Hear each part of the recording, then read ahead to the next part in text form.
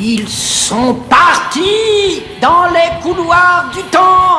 Eh ben salut les amis, on se retrouve avec Messaya. Comment tu vas Messaya? Ça va très bien toi Thomas? Ah super, je suis très content de te retrouver aujourd'hui, déjà parce que pour une fois je suis plus malade. Ah, Je vais pas te cracher mes poumons à chaque phrase. bah on alternait depuis quelques semaines. Ah, j'en peux plus là, j'en peux plus. Mais c'est le temps est bizarre et c'est pour ça qu'on est tous malades. Ouais. Bon, à part terminé. Et je suis aussi très content de te retrouver parce que l'émission qu'on va faire aujourd'hui, elle me tient à cœur. On va parler de Mick Foley. Yes. Et je suis très content parce que j'ai pas vu énormément de personnes en parler sur les internets. Alors est-ce que je me trompe ou est-ce que j'ai mal cherché? Bah il y a très peu de gens qui ont retracé sa carrière, on va dire. Parce qu'elle est un peu bizarre sa carrière, elle est un peu fourre-tout, elle passe dans tous les sens. Elle part un peu dans tous les sens, je trouve. Ouais, c'est pour ça c'est quelqu'un qui a une longue longévité et qui est vraiment passé partout. Il a une longévité, mais enfin, avant qu'on se lance dedans, il a une longévité, mais il arrête tôt, je trouve. À être à plein temps. En même temps, vu ce qu'il a mangé sur son corps, on y reviendra plusieurs fois.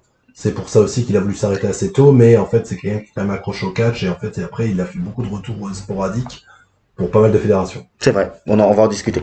Alors les amis, déjà, je vous remercie pour les retours que vous avez donnés sur notre pot pourri WCW.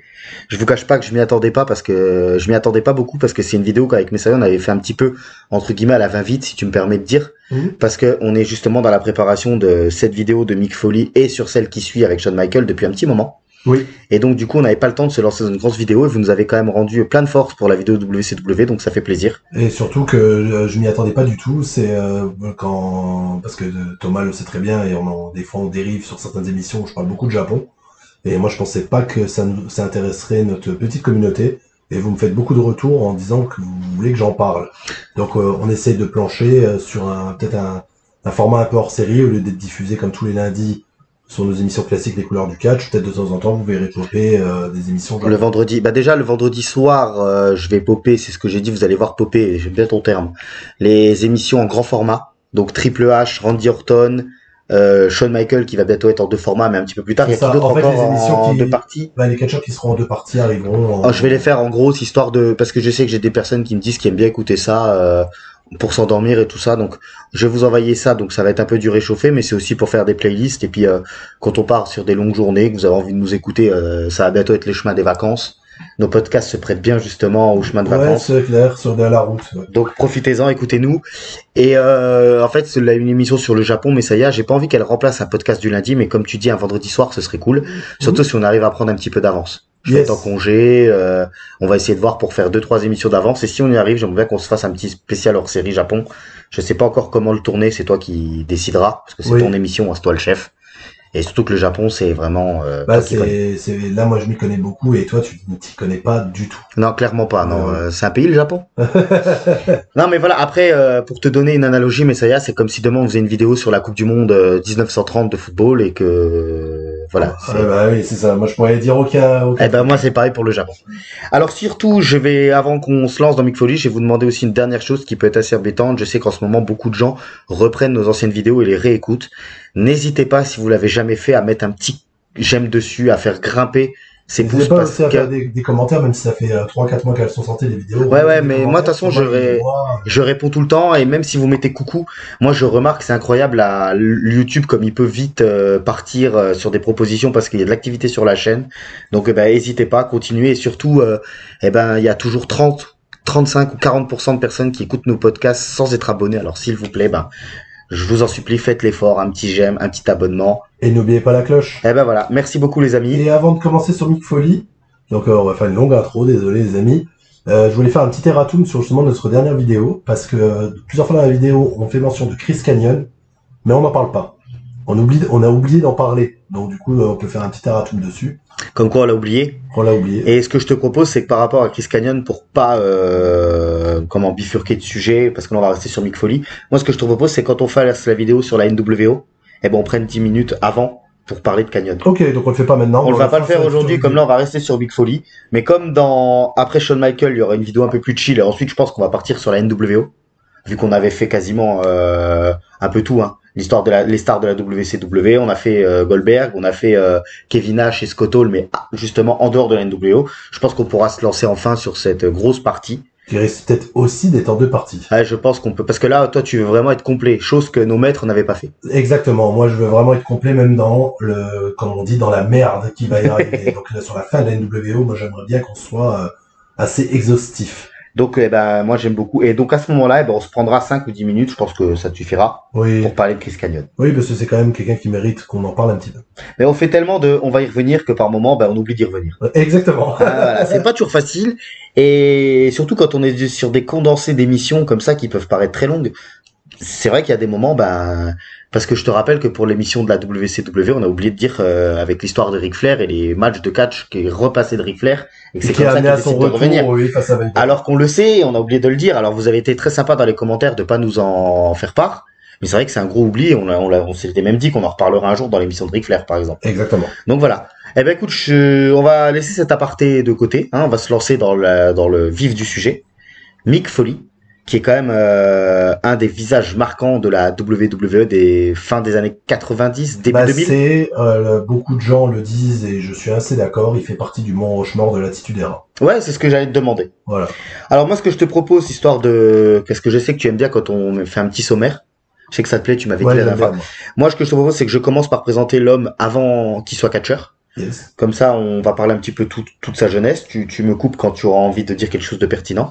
Et puis on va tout doucement se diriger vers son début de carrière. Bon, je risque de t'apprendre pas mal de choses, c'est là où toi tu ne l'as pas suivi. Voilà, ensuite on va passer vers son passage WCW, Oui. ECW, Yes. WWE. Ouais. Et ensuite la continuité un petit peu de toutes ces rivalités-là, où là je pourrais être un peu plus pertinent parce que je me rappelle de certaines de ces rivalités, 2002, 2003, 2005, 2006.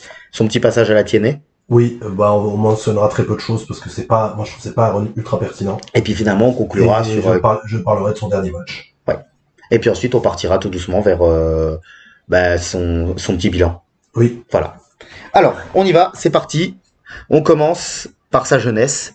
Donc, Mick Francis Foley, il est né le 7 juin 65 à Bloomington dans l'Indiana. Alors déjà, son âge m'a surpris. Je pensais qu'il était beaucoup plus vieux. Parce que j'ai l'impression qu'il arrête d'être catcheur actif plus tôt que les autres. Et en fait, tu m'as dit que non, il fait partie de la même époque que Triple H. Exactement, ouais. Et en fait, c'est quoi? Tu vas en parler plus tard, mais son corps était usé, c'est pour ça qu'il s'arrête tôt. Très usé, c'est pas pour rien qu'il se fait appeler, que son surnom c'est le Hardcore Legend, le second homme dans l'histoire du catch qui a porté ce surnom, parce que lui, il a donné complètement son corps au business. Avant qu'on se lance vraiment dans sa jeunesse, c'est aussi on peut le classer un petit peu dans les catcheurs comme Sabu, comme Terry Funk, qui ont donné leur corps pour le catch. Complètement. Parce que je sais qu'il y a quelques années, il était pas loin d'être très mal en point. Et ça a l'air d'aller mieux maintenant. Ça a l'air d'aller mieux depuis que c'est calmé, mais il a quand même pris cher, quoi. Donc, il est né à Bloomington dans l'Indiana, mais il a principalement grandi à New York, à Long Island. C'est un grand New-Yorkais. Oui. Je crois un grand fan de New York. Et oui, c'est ça. Voilà. Il est vraiment réputé comme un enfant de New York. D'ailleurs, moi, j'avais rajouté dans mon petit texte que cette région a joué un rôle central dans son développement personnel et son amour pour le sport. Oui, ils ont déménagé très tôt, justement. Il est arrivé assez tôt là-haut. Hein. Donc, dès son plus jeune âge, il se montre fasciné par le catch professionnel. C'est quelque chose qui l'a toujours attiré. Il grandit en regardant les grandes stars de la WWE de l'époque. Oui. Notamment Jimmy. Oui, Superfly Snuka. Voilà, où on a des images, je crois, de lui. On le voit dans le public au moment où Jimmy Snuka fait son célèbre Superfly Splash du haut de la cage au Madison Square Garden sur Don Muraco. C'est un peu comme Edge qu'on voit à WrestleMania 6. Voilà, c'est grand fan de catch. Et donc justement, il le voit sauter de la cage au Madison Square Garden, ce que tu viens de dire exactement. Foley adolescent à l'époque est présent dans le public, tu viens de me prendre mes mots. Un événement qu'il décrira plus tard comme le fait qu'il lui donne envie de devenir catcheur. C'est vraiment le déclic. C'est le catalyseur de sa vocation de catcheur. Et déjà à l'époque aussi, il faisait un peu de lutte et je crois un sport de cross ou un truc comme ça. Il a fait du foot américain. Aussi un petit peu. Il a fait du foot américain. Alors Mick Foley. Alors je continue puis je vais le décrire parce que si je perds mon texte après je suis perdu. Tu sais très bien que Mick Foley c'était un adolescent assez ordinaire. Il était pas spécialement grand, spécialement musclé. Physique un peu de passe-partout. Lambda. Ça s'est revu un peu plus tard dans sa carrière. C'est pour ça qu'il était très apprécié justement par les gens. C'est Monsieur Tout le Monde. Un command man. Un command man. Par contre il adorait le théâtre. Très créatif il avait une très grosse créativité, il adorait le théâtre et ça lui a même servi plus tard dans sa carrière. Largement, oui, vu que la création de ses personnages, ça vient de lui. Exactement. Après le lycée, il intégrera la State University de New York Harcourt, bon moi les accents, hein, où il jouera justement footballeur américain comme linebacker. Ok. Mais jamais, il sera jamais transcendant. C'était un joueur très motivé, mais malheureusement, il n'était pas Mais il exceptionnel. avait pas le gabarit, quoi. Il avait pas le gabarit. Cependant, voilà. Mais c'est à l'université qu'il commence à vraiment créer son personnage. Il commence vraiment à s'imaginer catcheur. Comment il va être, qu'est-ce qu'il va créer, comment, parce qu'il sait que physiquement, il est pas dans les codes du catch de l'époque. Bah, j'y reviendrai sur l'un de ces personnages qui apparaîtra durant l'ère Attitude. Cactus Jack, t'allais dire. Bah, non, même pas. Non, même pas, pardon. Même pas. C'est justement, sur du glove. Sur du D'accord. glove, j'ai une petite anecdote que justement, ça vient de sa période de jeunesse. Donc il utilise son temps libre pour s'entraîner de manière autodidacte. Il a appris le catch, entre guillemets, les prémices du catch tout seul, parce qu'après il a eu un entraîneur, hein, Dominique Denucci, exactement. Et c'est durant ces années de formation où Foley développe le premier personnage de catcheur. Son premier, c'est Cactus Jack, un justicier brutal, marginal et dérangé. C'est lunatique. Et lunatique, et il s'est inspiré des films western spaghetti. Merci, j'ai du mal, je suis un peu fatigué, et des films d'horreur pour créer un peu ce personnage torturé. Oui, bah à quel point qu'il y aura un moment dans cette carrière avec le personnage de Cactus Jack, il se fera appeler Cactus Jack Monson. D'accord. Pour avoir un peu le truc, parce qu'il aura un peu, avec ses cheveux longs un peu bouclés et son bouc ressemblait un peu à Charles Manson.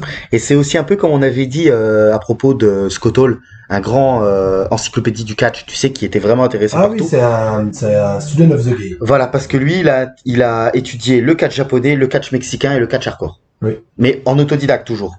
Il avait vraiment une volonté d'apprendre qui était très forte justement pour compenser tout ce qui pouvait pas dégager physiquement. Déterminé à percer, il s'inscrit donc à l'école de Dominique Denucci à Pittsburgh. Donc il faut se dire que ça lui fait 16 heures de route, aller-retour. Oui. Ça te montre le mec comment il était motivé. Exactement. Et donc dans ces périodes, il fait divers petits boulots justement pour subvenir à ses besoins, ce qui est normal. Vu ça montre sa grande résilience qu'il pouvait avoir dans l'envie de réussir. Encore une fois, j'aurai une grosse anecdote quand on arrivera sur son passage au Japon, où on parle de résilience et que le mec était vraiment, il se dédiait au catch, peu importe ce qu'il allait toucher. Il avait une grande tolérance à la douleur dans ses entraînements, dans sa vie de tous les jours. C'est pour ça que ça va l'aider sur le hardcore. Et surtout une capacité rare à raconter une histoire à travers un match. Très très bon dans le storytelling, même déjà jeune. C'est ce qu'il dit, c'est ce qui revient de son entraîneur. Et sinon, on arrive en 83 et ça va être le début de sa carrière dans les circuits indépendants. Et c'est là maintenant que je vais me taire et que je vais te laisser prendre le relais. T'es content de mon intro? Ça va? Ouais, ça va. Bah après, forcément, comme c'est un long texte, ça fait un peu, tu le lis. Ah ben je le lis parce que de toute façon j'avais trop de choses à apprendre. Ouais, il y avait beaucoup de choses à dire. Et je voulais ne rien oublier et puis je voulais que tu reprennes comme t'as fait là par moment. Je vais faire pareil quand je présenterai la jeunesse de Shawn Michaels. Ouais. Je veux vraiment que maintenant ce soit bien très posé pour le début parce que j'ai vraiment envie j'ai vraiment envie qu'on textualise l'homme avant de partir vers le catch. Donc comme tu as dit, à partir de 83, il débute en circuit indépendant. Ouais. Il va prendre le nom de son père quand il va faire des tafs de jobber, surtout à la WWF. En fait, assez tôt, il va être recruté parce qu'en fait, le mec, comme il est bon dans le ring et que beaucoup de gens parlent de lui. Puis il est de New York. Et qu'il est de New York et qu'on est dans le territoire justement de la WWF. C'est pour ça que je dis ça. C'est pour ça que je me suis permis de dire ça. Voilà, donc du coup, ils vont le faire catcher, mais en tant que jobber pour perdre, et il va prendre le nom de son père, Jack Foley. Donc c'est rien d'important hein. Là-dessus, c'est vraiment C'est quoi si on peut faire un petit peu un parallèle avec les Hardy? Ouais, ça peut même passer. C'était tout gamin, il est là pour perdre. On a besoin d'un catcheur local pour perdre. C'est ça, mais il va se développer pas mal de fois. Il va rejoindre une des grosses fédérations des territoires, qui est la CWA, la fédération de Jerry Jarrett. D'accord, on en a déjà parlé, il me semble. On en a déjà parlé plein de fois, et c'est là où il va commencer vraiment en tant que Cactus Jack. Le Cactus Jack, comme on connaît déjà, il y avait déjà... Oui, ça a été la même esthétique. Bon, il avait pas exactement la même tenue qu'il aura à la WWF, mais c'est le même principe, quoi. C'est comme tu l'as bien décrit tout à l'heure. Donc, c'est un fou. C'est un peu ça, c'est un gars assez violent. Et du coup, dans la fédération, la CWA, il va avoir pas mal de titres. Il va tourner autour du titre poids léger, du titre par équipe. Il va un peu bourlinguer, quoi. Il n'y a pas de gros trucs importants jusqu'à la fin. Là, par contre, on est d'accord que quand il est à la CWA, il fait plus de jobber à New York, où il continue quand même de temps en temps. Non, il tourne autour dans les territoires, il fait un peu de pige un peu partout. mais pas de trucs vraiment très importants. Ouais, son but, c'est vrai, oui, pour l'instant, il est dans les limbes, voilà, c'est Voilà, petit c'est un catcheur. mi-quart d'heure, quoi, un mi-quart d'heure qui traîne là-dedans. Et après la CWA, il va faire un petit passage à la World Class Championship Wrestling, donc à la fédération des Von Erich, Van Eric, au Texas, je crois. au Texas, c'est ça. Est-ce qu'on n'était pas sur l'une des plus grosses fédérations de l'époque? Un des plus gros territoires. Ouais, dans les territoires, c'était chaud, hein, la WC, la World Class. Ouais, je pense qu'on en parlera dans des vidéos. Bah, j'espère, C'est parce hyper que intéressant. la rivalité Von Eric, Contre les Freebirds. Freebird, et on se rend pas compte de la pop, hein. Ouais, C'était la folie. ouais, c'était vraiment. J'ai regardé parce qu'il était sur Network. Et j'ai regardé pas mal de World Class. C'est très intéressant. Yes. Et là, il va être repéré grâce à un super match qu'il va avoir au Texas. Vraiment un gros match. Il faut juste que je me souvienne de son adversaire. Bah, regarde, parce qu'il faut vous dire, les amis, la World Class, à l'époque, il y a eu des Ric Flair, il y a eu des André le Géant, il y a eu des King Kong Bundy. Ah, il y a plein de gens qui Il y a sont eu, passés non mais là-bas. je profite pendant que tu regardes ce que tu voulais dire. Non mais voilà, c'était vraiment une grosse fédération.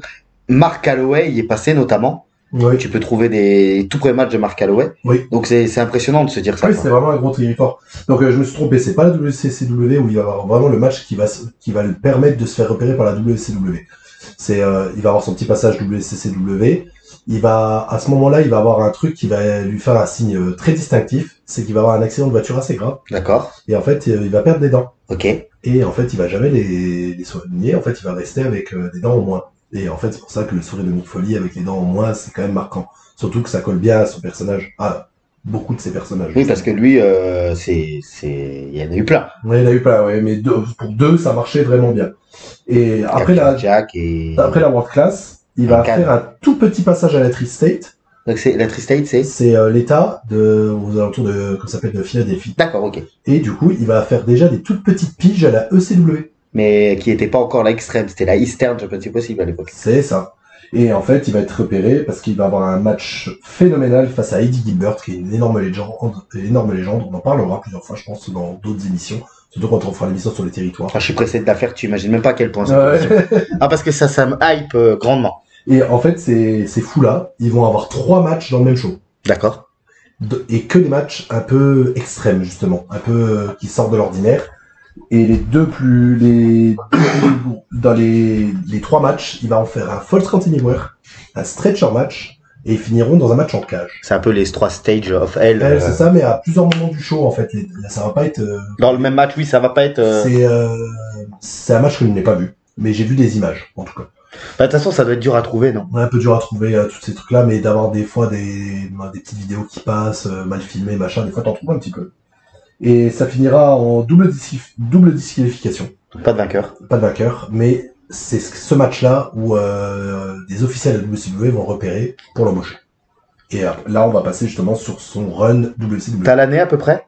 C'est fin 90, début 91. D'accord, ok. Même mi-91.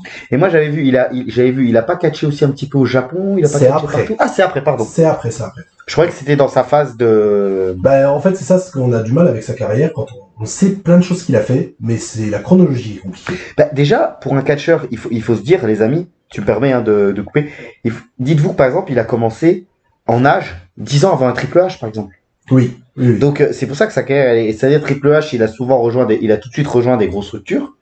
Le catch de Triple H dans les petites fédérations, on connaît moins, c'est ce qu'on a quand on a C'est fait ça, l'émission. et ça n'a pas duré longtemps. Voilà, lui, c'est quand même 10 ans quasiment, allez, peut-être pas 10, 7 ou 8 ans de petites fédérations. Il a commencé très tôt.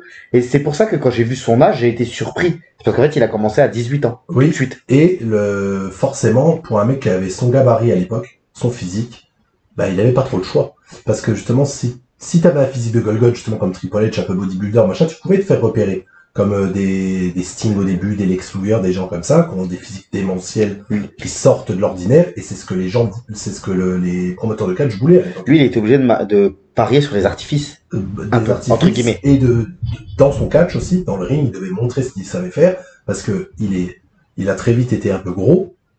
Après, il sera assez gros quand même. Il est pas grand, et il a une gueule atypique. Donc forcément, comme tu dis, Common Man, et lui, en fait, il devait bosser 2 fois plus que les autres. C'est ce que j'allais dire.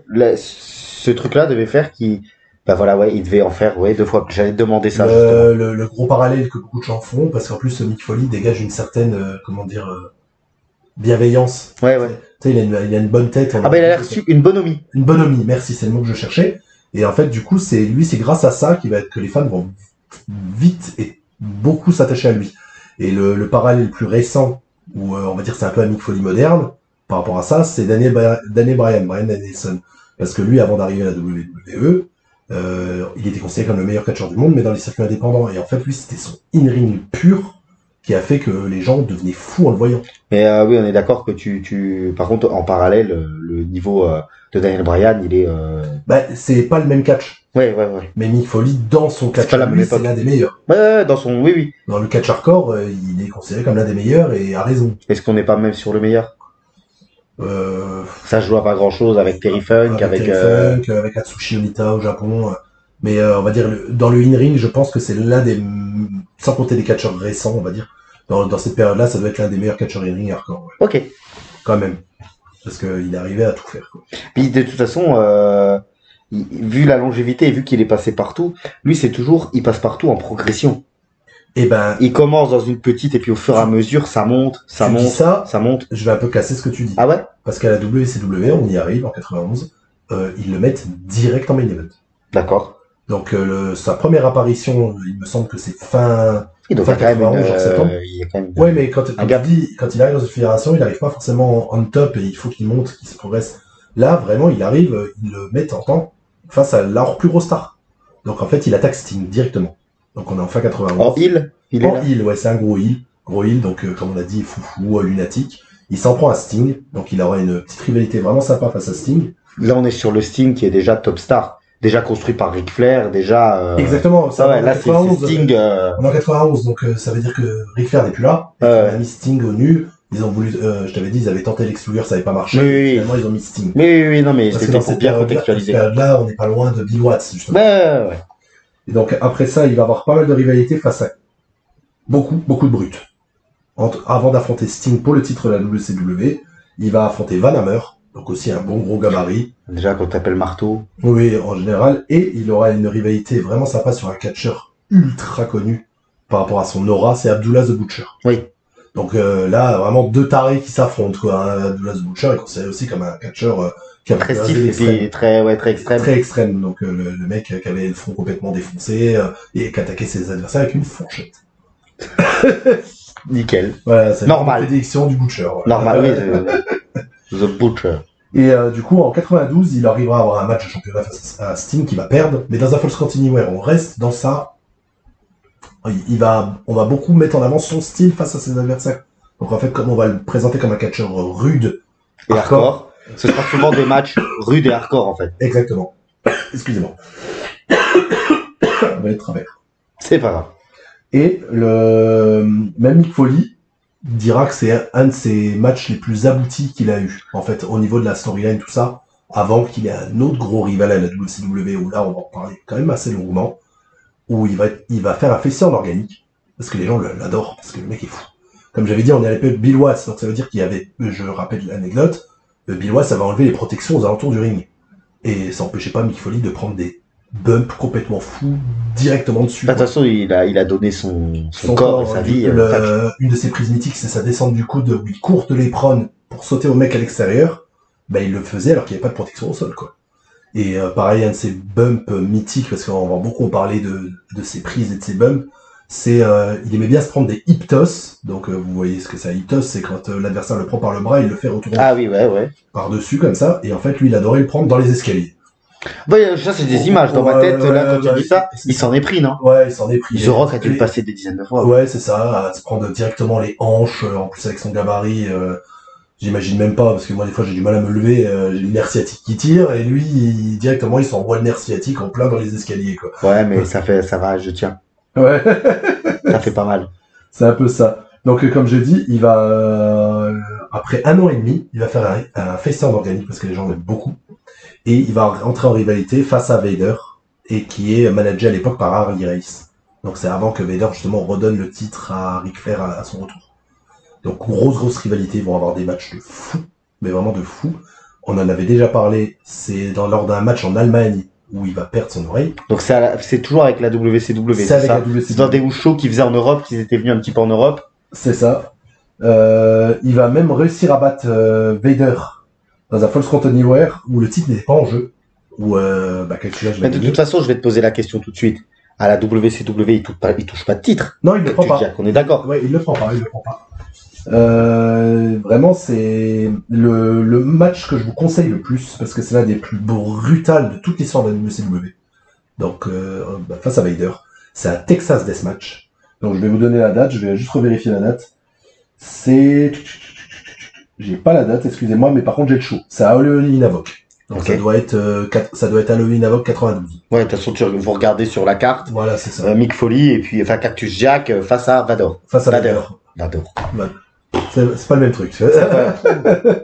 Et c'est vraiment un match ultra brutal, quoi. Ils s'en mettent plein la gueule, hein, comme on a dit. Hein. C'est Vader, c'est un des plus gros. Mais de toute façon, quand tu penses j'ai du mal à ne pas penser à Mick Foley autrement que dans des matchs où ils s'en mettent plein la gueule. Ouais. Parce qu'on va parler un petit peu plus tard avec The Rock, où c'est quand même assez violent. Moi, c'est une de mes scènes les plus violentes de l'histoire du catch face à The Rock. On y reviendra. Les fameux coups de chaise.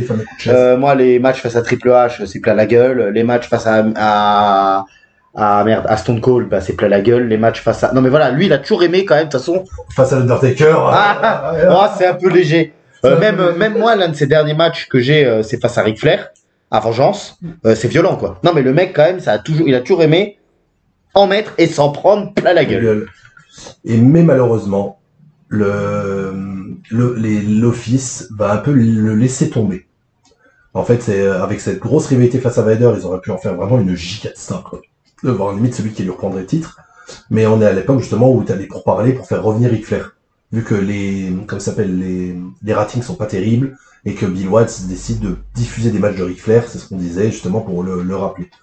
Oui, c'est-à-dire que les matchs de Ric Flair, alors là, faisaient plus d'audience que la WCW en elle-même. En elle-même, en fait. C'est ça. Les gens avaient envie de revoir Ric Flair. C'est ça, parce que on était dans ce marasme où ça marchait pas tellement. Et donc Mick Foley commençait à en avoir marre de son utilisation, parce qu'en fait, il voyait que ça allait nulle part. Et après sa perte de son oreille, donc en plus il venait avec un énorme bandage et tout, il voulait faire une storyline autour de ça, parce que c'est quand même un truc vachement marquant. C'est un truc de fou, perdre son oreille pendant un match. Ouais, donc il voulait qu'on capitalise dessus et qu'on le mette en avant grâce à une storyline là-dessus. Sauf que la WCW décide de rien en faire. Oui, c'est la WCW, quoi. Et du coup, lui, il en a marre. Ok. Il en a marre. Mais à juste titre, finalement. À juste titre, et il décide de partir. Et comme il a dit, il a pris un énorme risque parce qu'il avait quand même un bon salaire à la WCW, il avait un bon contrat. Et en plus, il venait d'avoir son premier enfant, donc Noël Foley, qu'on a connu après dans les trucs de télé-réalité, là. Et c'est vrai qu'il a fait aussi une émission de télé-réalité. Oui, avec sa famille. Et justement, avec sa femme, qu'il a jamais quitté. Il est toujours avec aujourd'hui. Et je crois qu'il me semble qu'il a 3 garçons et une fille. C'est ça. Et donc, du coup, il décide de quitter, de prendre le risque. Il va voir sa femme, il dit je supporte plus mon utilisation. Je pense que je peux aller tenter de faire autre chose ailleurs. Est-ce que c'était pas à l'époque où on en parle dans notre émission WCW où beaucoup de catcheurs justement de la fédération sortent des primes? Oui, ils sortent des primes. C'est ça, c'est... Parce que, comme je le dis déjà depuis pas mal de temps, Bill Watts, quoi. Ouais, ils peuvent rien faire. Ils ont l'impression d'être bridés. Je pense que c'est pas une impression. C'est pas l'impression, c'est vraiment le cas. Et t'imagines qu'un catcheur comme Foley, si tu le brides, que tu lui enlèves justement tout ce qui fait Mick Foley, forcément, le mec, il est pas bien, il veut partir. Oui. Et ça va emmener à un autre gros moment de sa carrière. C'est sa période de ECW. D'accord, ok. Et là, on est en quelle année? On est de 94 à 96. Ok. Alors du coup, qu'est-ce qui se passe pour Mick Foley à la ECW? Donc ça va durer que 2 ans, mais par contre, ça va être très très, stack, vachement intense parce qu'il va se passer beaucoup de choses. Déjà, quand il arrive à la ECW, il va s'attaquer face à l'une des grosses stars de la ECW. Il va avoir une rivalité directe contre Sabu. Toujours en étant Cactus Jack, on est d'accord. C'est Cactus Jack. Voilà, c'est là, il change pas de personnage, c'est toujours pareil. Tu mentionneras quand il changera de personnage. Oui, c'est la WWF, les plus grosses rencontres. D'accord, ok. Là, jusqu'à la WWF, c'est Cactus Jack. Ok, je te coupe plus. Quoi qu'il arrive. Donc face à Sabu, tu disais. Face à Sabu, donc ils vont avoir des matchs, comme tu te doutes, bien. Oui, très, normal, 1, 2, 3. 1, 2, 3, voilà, c'est ça. Tranquille, pas d'hardcore, pas de coup de chaise. Et très vite dans la fédération, il va avoir pas mal de partenaires par équipe. Il va être un gros fer de lance des matchs par équipe. Vous excuserez le bruit, il y a les voisins de Messia qui foutent le bordel. Oui, ils sont toujours très bruyants. Et il va avoir même 2 fois le titre CW avec un catcheur que j'ai déjà parlé. Titre par équipe, hein. Titre Parce par que équipe. ça c'est peut-être un petit peu, on l'a pas entendu quand tu Oui, parlais. bah, titre par équipe, avec Mikey Whipwreck. Le nom me parle. Oui, je t'en ai déjà parlé, c'est l'inventeur du stunner. Eh ben, écoute, avant cette émission, j'ai écouté l'émission sur la ECW, histoire de... Ouais. Voilà, et ben, lui, on en parle. C'est l'inventeur du stunner. Et comme je l'ai dit, c'est le père des underdogs. C'est exact, mot pour mot, ce que tu dis. Voilà, où c'est le mec, quand on dit que Mick Foley c'est le Common Man, lui c'est vraiment le Common Man. Et Mikey Whipwreck, c'est vraiment le mec que tu peux le rencontrer au Lidl du coin, quoi. Ouais. Voilà, c'est vraiment, il a tout petit physique, pas de shape, vraiment le random, quoi. Mais qui est une énorme star de la ECW. Hein. D'accord, ouais, tu l'as dit, hein, de toute façon. Et il est dans ses runs par équipe, donc il va avoir 2 fois le titre avec Mikey Whipwreck, mais il va être en équipe avec 2 autres catcheurs très importants. Il va faire une équipe avec Kevin Sullivan. Ouais. Qui va pas durer longtemps, mais une petite équipe ensemble. Et surtout, c'est là où il va commencer à être en équipe avec son mentor. Terry Funk. Voilà, donc une équipe de bons tapés. Voilà. Qui se retrouveront un peu plus tard à la WWE en équipe. Oui, bien sûr. Et là, ils vont se retrouver en tant qu'adversaires au Japon. Parce que durant ce run ce run ECW, donc il a la ECW. Il fait quelques piges pour la Smoky Mountain Wrestling, donc la fédération de Jim Cornette. Ouais. Donc, sur la fin de la Monkey, de la fédération ou pas? Ouais, ça, après ouais, c'est plus ou moins la fin, ouais, parce que je crois qu'elle termine en 95 ou 96. Parce que là, dans tous ces territoires qu'on parle de l'époque, il n'y en a plus beaucoup qui sont encore. Il n'y en a plus beaucoup, Jim Cornette a quand même réussi à tenir pas mal de temps sa fédération, ouais. Et il lançait quand même des catcheurs assez mythiques aussi, hein, parce que de la Smoky Mountain, il y a eu du Chris Jericho, du Lance Storm qui sont passés, du Chris Candido aussi. Donc, Mick Foley va tourner autour de ces mecs-là à la Smoky Mountain. En plus de la ECW et en plus du Japon. En plus de la ECW. Et en 95, grâce à l'influence de Terry Funk, qui faisait déjà des shows là-haut, il va aller au Japon. À la IWA. Donc la International Wrestling Association of Japan. Donc c'est une des fédérations, elle est pas grosse justement, c'est une des fédérations, on va dire, un peu indépendantes, en fait, un peu comme le ECW. Ouais, c'est ce que j'allais te dire. Voilà, un peu comme j'allais te demander, c'est un peu le même. C'est pas une grosse fédération. Mais c'est pas la petite fédération du coin, quoi. Voilà, c'est quand même un peu plus haut. Ils faisaient quand même des tournées. C'était quand même mainstream au Japon à l'époque, la fédération là. En fait, c'est parce que c'est l'une des premières fédérations à avoir fait du hardcore là-haut. Ok. Donc, du coup, elle a quand même un nom qui résonne.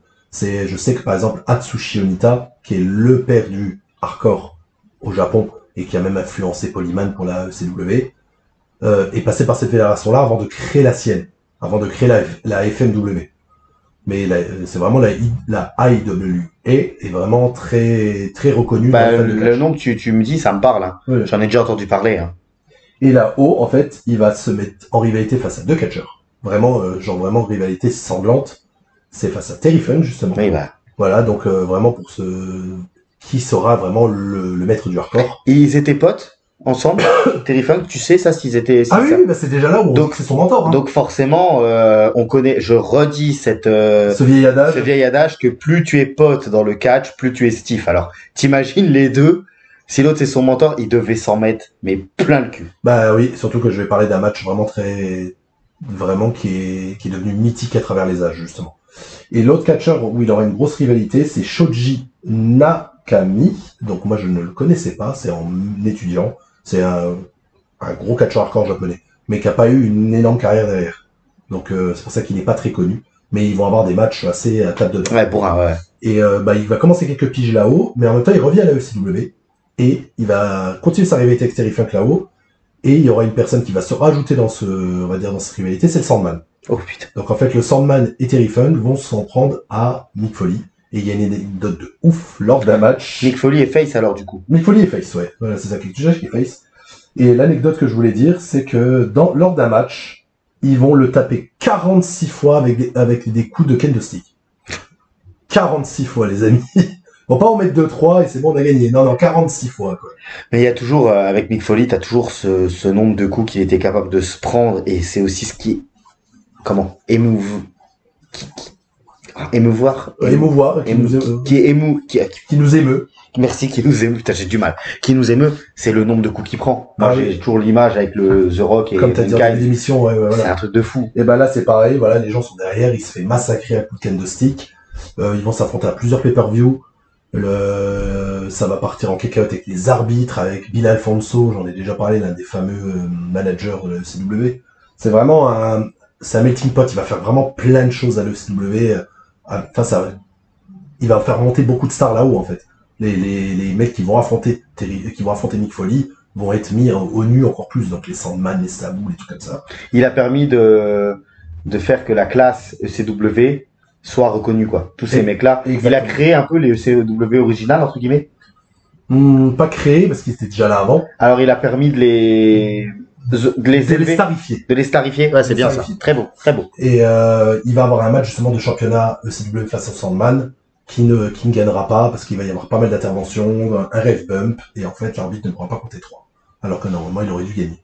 Donc vraiment c'est aussi un underdog au final, parce que c'est le face qu'on veut voir gagner mais qui ne gagne pas au final. Oui, qui a toujours du mal à gagner et qui a toujours des choses qui l'empêchent de gagner. C'est des ça. interventions, des trucs, des machins. C'est vrai que c'est assez incroyable sa carrière. Voilà. Et là je vais parler du truc mythique qu'il va faire au Japon, qui va vraiment c'est là où il va prendre le nom avec Terry Funk de Hardcore Legend. C'est à ce moment-là où les gens vont déjà commencer à parler de ça. Donc c'est en 95, été 95, donc on est toujours à l'IWA. Oui, donc excuse-moi, hein, quand il se moque dans sa rivalité, je te le dis maintenant parce qu'après on va perdre le truc là, quand il dit la seule hardcore légende que je connais c'est Edge, en fait c'est vraiment pour se moquer par rapport à tout ça de C'est l'époque. vraiment pour troller. De l'époque là où c'est vraiment reconnu que lui et Terry Funk sont des légendes du hardcore. Ouais, c'est vraiment les deux qui portent le surnom, quoi. Et en fait, la fédération là au Japon va organiser un tournoi qui est sobrement appelé King of Deathmatch. Bah, de toute façon, Donc voilà, dans un tournoi à élimination directe où ils s'affrontent tous en des deathmatch. on en est où par rapport dans ces matchs-là, par rapport à des matchs de la CZW? C'est le même niveau? C'est Pas moins loin, pire? ouais. C'est pas loin du C'est niveau quand même, CW, ouais. c'est du barbelé à chaque match, du verre pilé, ça c'est on va dire, c'est le fer de lance au Japon, c'est les explosions. Les explosions. D'accord, ok. Donc et ben justement, donc en finale, il va réussir à battre un catcheur américain en premier tour, Terry Gordy, qui est aussi assez connu. Le nom me parle. Ouais, voilà. Ensuite, il va battre le fameux Shoji Nakami au C'est deuxième, qui était ce son catch-up rival que tu là-haut. disais, ouais. Et en finale, il affronte son mentor Terry Funk. Oui, bah, logique, quoi. Voilà, donc dans un barber wire match, donc match de barbelé, explosif. Et comment tu peux? Qui se lève le matin en se disant on va faire ça comme match? Et ben pour te dire, ce match-là, il y a celui qui les a vraiment popularisés, c'est ça s'appelle Atsushi Onita, où en fait, t'as un timer. Et en fait, si tu bats pas ton adversaire dans le timer, à la fin du timer, ça explose. Il y a tout le ring qui explose. L'arbitre avec, il y a tout le monde qui Ah, explose. c'est Fédération de catch sponsorisée par Michael Bay. Ouais, c'est un peu ça. Mais après, les mecs, il y a un match mythique justement avec Atsushi Onita, où il y a de la fumée partout, les mecs rampent pour essayer de se faire le tomber à la fin, parce qu'en fait, ça arrête pas le combat. Hein. C'est juste Ah oui, c'est juste que ça explose, ouais. C'est juste que tout explose. Voilà. Ah ouais, non, voilà. Là, c'est pas mal. Et ce match-là, barbelé face à Terry Funk, il est considéré comme l'un des matchs les plus sanglants ever. Ils vont se blesser dans tous les sens. Tu l'as vu? Je l'ai vu. C'est quand même hardcore. Ça doit être dur à regarder. Ah ouais, les projections dans le barbelé, ils y vont gaiement. Hein. Moi, pour que tu vois mon niveau de tolérance, le match où NSTN 2, j'ai du mal à le regarder. Ah d'accord. Tu vois dis-toi que c'est du pipi chat. Ok, d'accord. Ok, d'accord. Ouais. Voilà. Et ce match-là, c'est Cactus Jack finira par le gagner. Ok. Donc après cette énorme bataille, il va battre son mentor. Il va devenir le roi du deathmatch dans cette fédération. Et la petite anecdote que je voulais donner au début de vidéo, c'est que pour montrer à quel point les mecs, ils avaient envie de se populariser et qu'ils donnaient leur corps, il n'a gagné que $300 pour cette soirée. Ils auraient pu. Et le mec a fait 3 matchs, deathmatch dans le show. Il a gagné le show. Il a failli exploser. Il a failli exploser, il a gagné que $300. Ouais, le but, c'était vraiment de se promouvoir, quoi. Ouais, vraiment. C'était vraiment de se donner, voilà, que à partir de maintenant, quand on parle de lui, c'est vraiment une légende du hardcore et ce qu'il a après, tu vois, ce qu'il a pas gagné peut-être pour ce match-là, il l'a gagné plus tard. Grâce à l'aura qu'a eu ce match. Et cette aura-là va lui servir justement pour la fin de son run SW où il va faire évoluer son personnage dans un truc ultra intéressant. C'est en revenant en 95, il va être en équipe un peu avec Tommy Dreamer. Donc, on va dire l'âme de la FCW, avec le Hardcore Legend, justement, parce que là, il a ce nom-là. Et en fait, il va dire, non, mais j'en ai marre de donner mon corps pour vous les fans, vous me redonnez rien, je gagne pas d'argent, donc je renonce au titre d'Hardcore Legend et je vais promouvoir l'anti-hardcore. Donc en fait, il va prendre le personnage de censeur, il va commencer à s'habiller en costard, Donc toujours en regardant son style de Cactus Jack, donc c'est un peu rigolo. Donc il est en costard et en fait il va dire terminer le hardcore. Donc dans les matchs, si quelqu'un sort un objet, il va le reprendre, il va le remettre en dessous du ring. C'est marrant que ce soit Mick Foley qui fasse ça. Qui fasse ça, donc je trouve ça génial. Donc vraiment, et et à ce moment-là, il se fait contacter par la WWF, justement, qui veulent le recruter. 95 à peu près, t'as dit. Un truc, c'est ça, dans l'année 95. Parce que avec ce qu'il a fait au Japon, plus son run de CW, surtout ce qu'il fait au Japon, ça atteint les oreilles des gens autour de McMahon. Parce que McMahon, lui, s'en fout. McMahon s'en bat les couilles, ne regarde pas ce qui se passe autour. Voilà, mais ça atteint les oreilles de Bruce Pritchard et de Shane McMahon, qui eux étaient très intéressés par le CW et justement par ce qui se passait un peu ailleurs. Et ils voient que ce mec-là, en fait, c'est un mec aux États-Unis, il devient un dieu au Japon, quoi. De gagner un tournoi comme ça. Donc, de la façon dont il le gagne aussi. De la façon dont il le gagne. Et du coup, en fait, il va jouer là-dessus, justement, dans cette storyline, en disant qu'il est anti-hardcore, en disant, je vais signer dans une grosse fédération, là, on me respectera plus au niveau de mon corps, je ne veux pas, machin. Et donc, dans les promos, il parle beaucoup de WWF. Et en fait, les fans commencent à lui chier dessus. Donc, les fans de CW. Les fans de CW, donc du coup, il se fait chanter Sold Out à tous les shows. Ça marche vraiment bien, justement. Et il va signer le WWF. Donc ça va amener à son dernier match pour la ECW, où il va affronter Mikey Whipwreck, donc un de ses partenaires par équipe et l'un des gros visages de CW. Ouais, ce que tu disais tout à l'heure. Je me demande même si à cette époque, il n'était pas encore champion. Et c'était pas le champion de l'époque, justement, Mikey Whipwreck, je me souviens plus trop. Et en fait, les gens comprennent que c'est vraiment son dernier match. Et en fait, au lieu de continuer à avoir de la hit, le public lui chante « S'il te plaît, ne pars pas ». Ah ouais, le public, malgré tout, il voulait... Il chante « Don't go, don't go, don't go ». Il en pleure. Et il l'a reconnu lui-même dans la... J'ai des frissons quand je le dis. Ah, c'est beau. Il le dit lui-même que c'est son moment préféré de toute l'histoire de sa carrière. Ah ouais, ouais, j'imagine quand même. Parce qu'en fait, l'émotion qu'il a eue, ou les fans, en fait, malgré que, par rapport à tout ce qu'il leur a donné, il a fait un personnage pour leur chier dessus, et qu'en fait, les fans là-haut, comme c'est vrai, on dit souvent, c'est des... Les fans de CW, on peut pas comprendre. On peut pas comprendre, et en fait, du coup, d'avoir le ressenti de ces mecs-là, un merci comme ça, et un au revoir comme ça l'a touché au plus profond de son âme jusqu'à la fin, quoi. Mais tu vois, maintenant, par contre, en parlant avec toi qui refait sa carrière, je comprends aussi pourquoi le mec, en 2002-2003, il a arrêté d'être catcheur actif à plein temps. Parce que là, rien qu'en 5-6 ans, il en a pris déjà plein le corps, il a morflé, quoi. Ouais, entre la WCW et la ECW, il a... Et puis là, maintenant, on va parler de ce qui se passe à la WWF. C'est pas eux. Ouais, justement, et surtout que c'est réputé qu'à la WWF, les mecs, on se donne beaucoup moins, ils ne vont pas loin. Pas lui. Voilà, lui pas lui. Lui va pousser tous les curseurs à 100. Ah ouais, lui, parce que, vas-y, reprends, je te laisse reprendre, puis on arrivera au moment où on va parler de sa rivalité avec le Taker, sa rivalité avec Kane, sa rivalité avec tout le monde, finalement. De toute façon, son arrivée, donc on va déjà parler du personnage qu'il arrive à la WWF. Donc, il va être intégré directement sur le personnage de Mankind. D'accord. Voilà, donc il n'y a pas de passage Cactus Jack tout de suite et tout ça. C'est vraiment, il commence en tant qu'un nouveau personnage. Donc, ce qui est pas bête dans un sens. Ce qui est vraiment bien, justement, disons, discuter avec McMahon. Au début, McMahon voulait lui donner un nom un peu pourrave. J'ai plus le nom, mais un nom un peu rigolo. Et il a dit non. Et c'est lui qui donne l'idée du nom de Mankind, parce qu'il dit comme ça dans les promos, on peut faire des jeux de mots. Parce que Mankind, ça veut dire humanité. Et en fait, justement, c'est comme le mec, c'est un rebut de l'humanité psychotique. Tu peux faire vraiment des bons parallèles, justement, comme les films de moi, vraiment, c'est... De toute façon, il est inspiré de Leatherface, donc du personnage de Massacre à la Il l'a dit, ça, de toute façon. Oui, bien sûr. Avec son masque, et en plus, lui, comme on dit, Mick Foley, quand il prend un personnage, lui, par contre, il fait pas semblant, il le prend vraiment à bras-le-corps. Donc, du coup, il va se raser la tête à plusieurs endroits de son crâne, il va porter ce fameux masque brun, qui est vraiment mythique, hein, pour le coup, de Leatherface, un peu. Il a la tenue que je préfère, parce que après il va être connu avec la tenue blanche et la cravate, la chemise et cravate. Mais quand il arrive, il a la tenue brune. En brune, ouais, c'est ça. Brune avec une genre de croix, un peu comme une anque. Mais il semble que même sa musique, elle fait flipper. Oui, bien sûr, la musique elle est terrifiante. Et en fait, ils vont le présenter par des promos.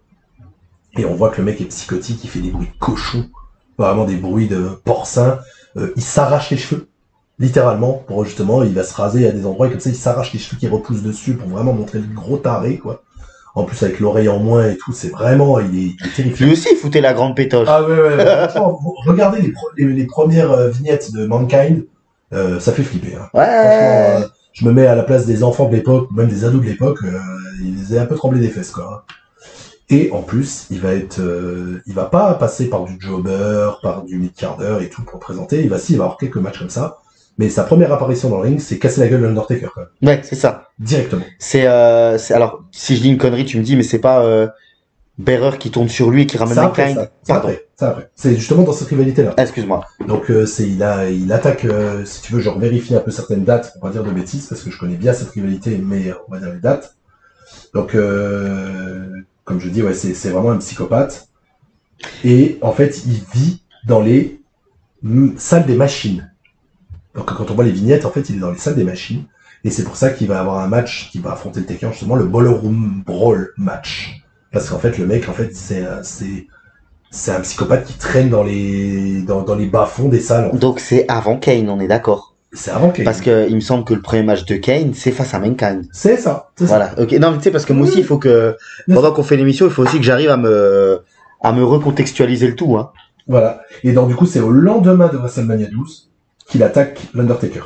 Donc on est en 96. 96. 96. Donc WrestleMania 12, Undertaker bat Kevin Nash. Kevin Nash après il va partir dans son truc. Et en fait, il se fait attaquer dès le lendemain par Mick Foley. Ok.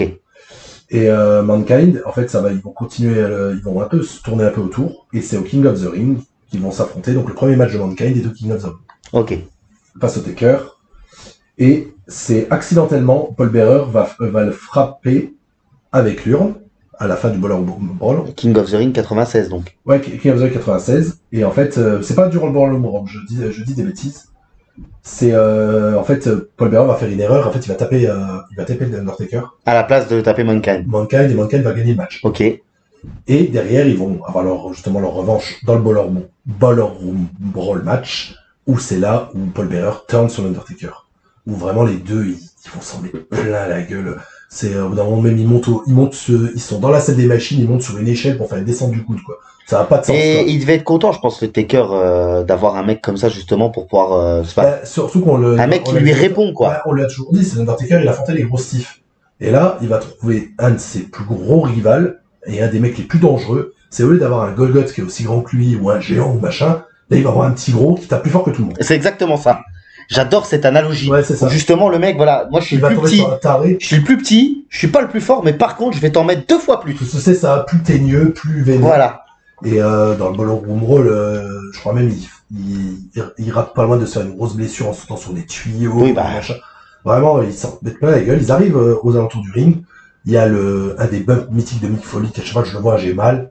J'en ai déjà parlé dans une autre vidéo. Ils sont sur l'éperon à l'extérieur du ring. Mais tu en parles, ça. Et en fait, il fait un coup de la bascule, et en fait, il saute directement sur le béton. Ouais. Voilà, clairement, la tête la première. C'est ça, voilà. Voilà, donc les deux sont un peu KO. Taker, il arrive à rentrer le premier dans le ring, il est face à Paul Bearer, parce que le vainqueur gagne quand Paul Bearer lui donne ouais, c'est ça, voilà. Et en fait, le Taker, il est devant Paul Bearer, il lui demande son urne, et là, Paul Bearer, il lui donne pas, il lui tourne le dos, et le Taker, il comprend pas, il sort un peu de son personnage, il fait, non mais vas-y, donne-la moi. J'ai besoin de ta puissance, donne-la moi. Et en fait, il se retourne et il lui pète sur le crâne. Voilà. Et c'est comme ça qu'il y a le Hellturn. Il y a comme ça pas le Hellturn. Où Paul Bearer passe avec, voilà, ouais, ça Hellturn. Où Paul Bearer passe avec Mick Foley. Avec Mankind. C'est ça. Donc, du coup, il devient le manager de Mankind, et en même temps, le manager de Vader. Donc, il va vraiment avoir Paul Bearer, il va essayer de mettre des gros gars face à Undertaker. Parce qu'après, ça continue avec Taker. La rivalité continue, mais ils vont un peu se séparer, un peu dans tous les sens. C'est là aussi, j'ai oublié d'en parler, parce que si on parle de prise de catch, c'est là où il va commencer à populariser le Mandible Claw. Donc cette fameuse prise qui va être reprise plus tard par The Fiend. Donc c'est de mettre les doigts dans la bouche de l'adversaire pour l'étouffer. Et en fait, il le jouait beaucoup aux commentaires en disant qu'en fait, il appuie sur des points de pression spécifiques sur la langue qui emmènent l'autre à vraiment pass out. Donc c'est vraiment une prise qui a été, même si c'est pas très impressionnant, qui a été réfléchie. Et vraiment mais là, il a pas Monsieur Soko encore. Non, il a pas Monsieur Soko, mais il a 2 bandages au niveau du doigt, comme ça lui colle les 2 doigts du milieu, en fait, pour le faire. Comme ça, justement, il peut mettre directement. Il y a pas des anecdotes où des mecs, ils ont vomi ou des trucs comme ça? Ah bah ouais, les mecs, il fait pas trop à prendre des doigts dans la bouche. Ah, ça m'aurait pas plu, ça. Surtout que les premières Mandible Claw, quand il le fait sur des jobbers ou des quart d'heure, je te dis, il fait des bruits de cochon, comme ça, des bruits porcins, des... Donc c'est vraiment, ça fait flipper, quoi. Ça fait vraiment flipper. Et du coup, ça devient, comme on a dit, Paul Bearer de son manager, et Mick Foley, dans ses promos, l'appelle Oncle Paul. D'accord. Uncle Paul. Uncle Paul. Voilà, donc c'est un peu rigolo, avec sa voix un peu de psychopathe, genre Oncle Paul, il est là pour me protéger, tout ça. Et comme il a battu l'Undertaker, il va devenir challenger numéro 1 au champion de l'époque, qui est Shawn Michaels. Et je vous conseille énormément d'aller voir ce match. J'ai pas de souvenir de Shawn Michaels face à Mankind. Ben, celui-là, si tu l'as pas vu, à la fin de la vidéo, tu iras le voir, hein, parce Ouais. que c'est un In Your House Mind Game, donc il affronte Shawn Michaels, et ça va montrer aux gens que Shawn Michaels peut aussi taper à badass. Ça va le pousser dans ses retranchements pour que Shawn Michaels, au lieu d'être un peu flamboyant, il va faire du brawl, et du brawl sale. Donc ça va en plus aider Shawn Michaels. Donc Foley vient d'arriver dans la fédération, il arrive déjà à réussir à donner de l'aura à des mecs qui étaient déjà ultra établis. Ouais, il permet qu'on voit une autre facette de Shawn Michaels, C'est si ça. tu me permets. Et Michael va gagner le match par disqualification. Parce que il va y avoir l'Undertaker et Vader qui vont intervenir dans le match. Ok, Parce qu'on est avant SummerSlam où Shawn Michaels va affronter Vader. ok. Mais allez voir Ou vraiment. c'est là, il y a le raté de Vader, en fait, entre guillemets. Exact. Qu'on en parle justement il y a pas très longtemps. On en parlera beaucoup dans Non, mais le Shawn Michaels. on en parle aussi, nous, dans une des émissions où je te demande sur Vader. C'est à ce moment-là, en fait. Et pour vous dire, Mick Foley l'a encore dit en interview. Donc vraiment, il est assez vocal sur on va dire, sur sa carrière, vu que on n'en a pas parlé. C'est un écrivain qui a fait un best-seller. Alors, c'est un tout petit peu après, j'allais en parler. Oui, c'est un Je peu voulais après. y venir, c'est en 99, et je voulais justement parler. Voilà. Parce qu'il en a pas fait qu'un. Il n'en a pas fait qu'un, mais le premier, Have a Nice Day, c'est Oui. vraiment un best-seller. Quoi. Bah, il a fait, en fait, c'est sa biographie en 3 parties. Et il faut se dire que les 3 parties ont été numéro 1 du Times. Oui, voilà, c'est ça, c'est exactement ça. Et ce match face à Shawn Michaels à Mind Game, c'est In Your House Mind Game, il le considère comme son meilleur match in ring. D'accord. Tout court. Ok. Donc vraiment, allez le voir. Hein, c'est vraiment là. Encore une fois, il y a Shawn Michaels dedans. Voilà, ah bah, Shawn Michaels. Hein. Ça va durer combien de temps, les émissions sur Shawn Michaels? 4 heures. Ouais. Par émission. Non. Et donc du coup la rivalité contre le Taker continue hein, malgré tout. Et ils vont atteindre un point de non-retour où ils vont s'affronter dans le premier Buried Alive match de l'histoire. Donc le match enterré vivant. Ouais. Et comme beaucoup, le Taker fait beaucoup de matchs qui sont liés à lui. Donc le In a Cell, le casquette, le match du cercueil, là le match enterré vivant. C'est le premier? L'enterré vivant là? Oui, Le Buried Alive, ok. c'est le premier. c'est le Ouais, premier. ouais. Et comme souvent, le Taker, quand il fait ses matchs qui sont liés à sa gimmick à lui, il les perd. C'est vrai. Parce que du coup, c'est Mick Foley qui gagne. Est-ce que c'est celui-là où ils sont pleins à venir enterrer le Taker? Ça, c'est face à Yokozuna, je pense que tu penses. Ouais, c'est un peu après. C'est avant. C'est avant. C'est en 94 où il affronte Yokozuna, où vraiment t'as tous les jobbers qui viennent aider Yokozuna à enterrer le Taker. Bah alors, dans ce cas, c'est pas le premier Buried Alive. C'est un match du cercueil, je te dis. Ah putain, casquette match. Casquette Buried Alive, match, casquette et match. Buried Alive. Bon, c'est le même principe, mais c'est pas le même match. Oui, oui, parce qu'il y en a un, tu le mets dans le cercueil et l'autre, tu l'enterres. Oui, Voilà, excuse-moi, c'est j'ai ça. confondu. Mais je crois que t'as aussi raison, parce que je crois qu'il y a pas mal de gens qui interviennent dans ce match. Moi, je sais que le souvenir face à Yokozuna, c'est parce que le Taker allait prendre une pause. C'est pour ça que Yokozuna l'enterre et que plein de monde l'enterre. Oui, C'est pour que le Taker parte un peu prendre une sa pause. première pause. Excusez-moi, les gars, casquette match, Buried Alive, je me suis embrouillé. Et donc c'est au Survivor Series, hein, du coup le Buried Alive, donc il le gagne. Donc Et Mick la- Foley le gagne. Hein. Voilà, mais la rivalité va finir quelques temps après à In Your House, Revenge of the Taker. Le Taker revient d'être enterré. De toute façon, à la fin du match, il est enterré vivant, il le perd, mais il y a sa main qui sort. Oui, oui, ça, j'ai déjà vu C'est l'image. connu, voilà. Donc du coup, la rivalité, et là, le Taker, il arrive à battre enfin Mick Foley. Et, Ah, déjà, excuse-moi, mais déjà, dans le pay-per-view, tu l'appelles revanche of du Taker, tu peux pas le faire perdre. ouais, tu peux pas le faire perdre. Et ça lui va lui permettre après d'aller au main event de WrestleMania 13 pour devenir champion, Undertaker. Donc, et c'est à ce moment-là où Paul Bearer disparaît des écrans Ouais. avant de revenir pour parler de Kane. Voilà. D'accord, Vraiment, ok. On est tout dans toute cette période-là. Ok, Kane is alive, Kane is alive, Voilà. murder, murder. C'est ça. Ouais, non, c'est exactement ça. Et donc du coup, notre bon Mick Foley, il va avoir on va dire, la nouvelle incarnation de personnage. C'est du globe. Donc en fait, c'est Austin, ça va être lié à Austin en fait. Austin est champion par équipe avec Shawn Michaels. Mais Shawn Michaels, il va se blesser. Il me Au semble. dos. Hein? C'est sa blessure au dos. Non, c'est pas encore la blessure au dos. Ok. Je crois que c'est je sais plus s'il est retiré des écrans après son genou, machin. Je sais plus on est à quelle période. Donc en fait, Austin cherche un partenaire par équipe et en fait, Mankind va lui dire, bah, choisis-moi quoi. Et en fait, il dit mais je vais pas me mettre en équipe avec un taré comme toi et tout ça. Et en même temps, il y a la fameuse, comment ça s'appelle, la fameuse promo mythique avec Jim Ross. Tu sais, on en a déjà parlé. Alors justement, je voulais te demander ça. C'est une vraie promo, il y a quand même une part de vrai. Pour moi, il y a une grosse part de vrai. Quand il dit c'est la fameuse promo, bah vas-y et je te. Non, vas-y. C'est quand il a la fameuse promo qui dit j'étais pas le plus beau, j'étais pas le plus machin, donc si je voulais être connu à l'école, fallait que je fasse des trucs de fou. Que je mange Alors, des verres. je mangeais des verres, des trucs comme ça. Alors toutes les filles elles disaient ah il est dégueulasse, mais c'est pas grave, je mangeais des verres. C'est Oui, ça, c'est cette c'est promo là. C'est ça. Il y a une part de vrai quand même. Il y a une part de vrai, et en plus, cette promo va commencer à ce que les gens... Désolé, hein, il fassent l'a un- fait mieux que Messiah l'a fait mieux que moi. Ouais, il commence à faire un faisceau organique, parce qu'en fait, les gens, ils se reconnaissent dans ses paroles, justement. Et Pas dans le fait de manger les verres, mais dans le fait d'être le moins populaire à le l'école. moins populaire, le moins machin, donc du coup, les gens vont commencer à l'aimer. Il va attaquer Jim Ross, quand même, hein, à la fin, il lui va demander bonjour, quand même, à la fin de la promo. Et en fait, il essaye de se faire un peu aimer de tout le monde. Et il va proposer à McMahon, justement, un de ses personnages qu'il avait créé quand il était à l'école, qui est Dude Love. Donc un hippie, cool, dansant. Et en fait, comment il s'appelle, Vince McMahon, de trouver l'idée vachement sympa. Est-ce que c'est pas son moins bon personnage? C'est celui que j'aime le moins, mais il est quand même mythique, quand même. Ok. Parce qu'il va avoir des gros moments avec Non mais c'était juste une question comme ça. Et donc il Je te pose une va switcher de personnage, et en fait, il va apparaître en tant que Dude Love. D'accord. Donc un hippie, cool, et il va se mettre en partenaire, il va devenir partenaire par équipe de Steve Austin. Avant que tu reprennes sur cette rivalité-là, je vais te demander, est-ce qu'on sait un peu la place que Mick Foley il a dans le vestiaire? Il est respecté. Par- Énormément respecté. Énormément respecté rien que par rapport à sa manière de catcher déjà. Donc il est respecté par tout le monde à tel point qu'on y reviendra. Austin préférera donner son titre à Mick Foley que plutôt qu'à Triple H. Ah ouais, carrément. Oui, donc, Ah d'accord, ok. On en est là quand même, ok. on en est là. Donc oui, donc il va réussir à devenir champion par équipe. Genre, Excuse-moi, ouais, je t'ai Steve coupé, Austin. mais je voulais te poser la question. Voilà, avec Steve Austin. Et le truc, c'est qu'ils vont être obligés de rendre les ceintures parce qu'Austin, il va se péter la nuque par son match par Honor. Face à Owen. Et donc, du coup, Dude Love, lui, va rentrer en rivalité avec un autre truc mythique. Et si tu veux, on va prendre une pause parce que là, on va avoir une grosse partie. Bah normalement c'est The Rock. Non, Ah, pas encore. c'est sa grosse rivalité face à Hunter, Sam Slay.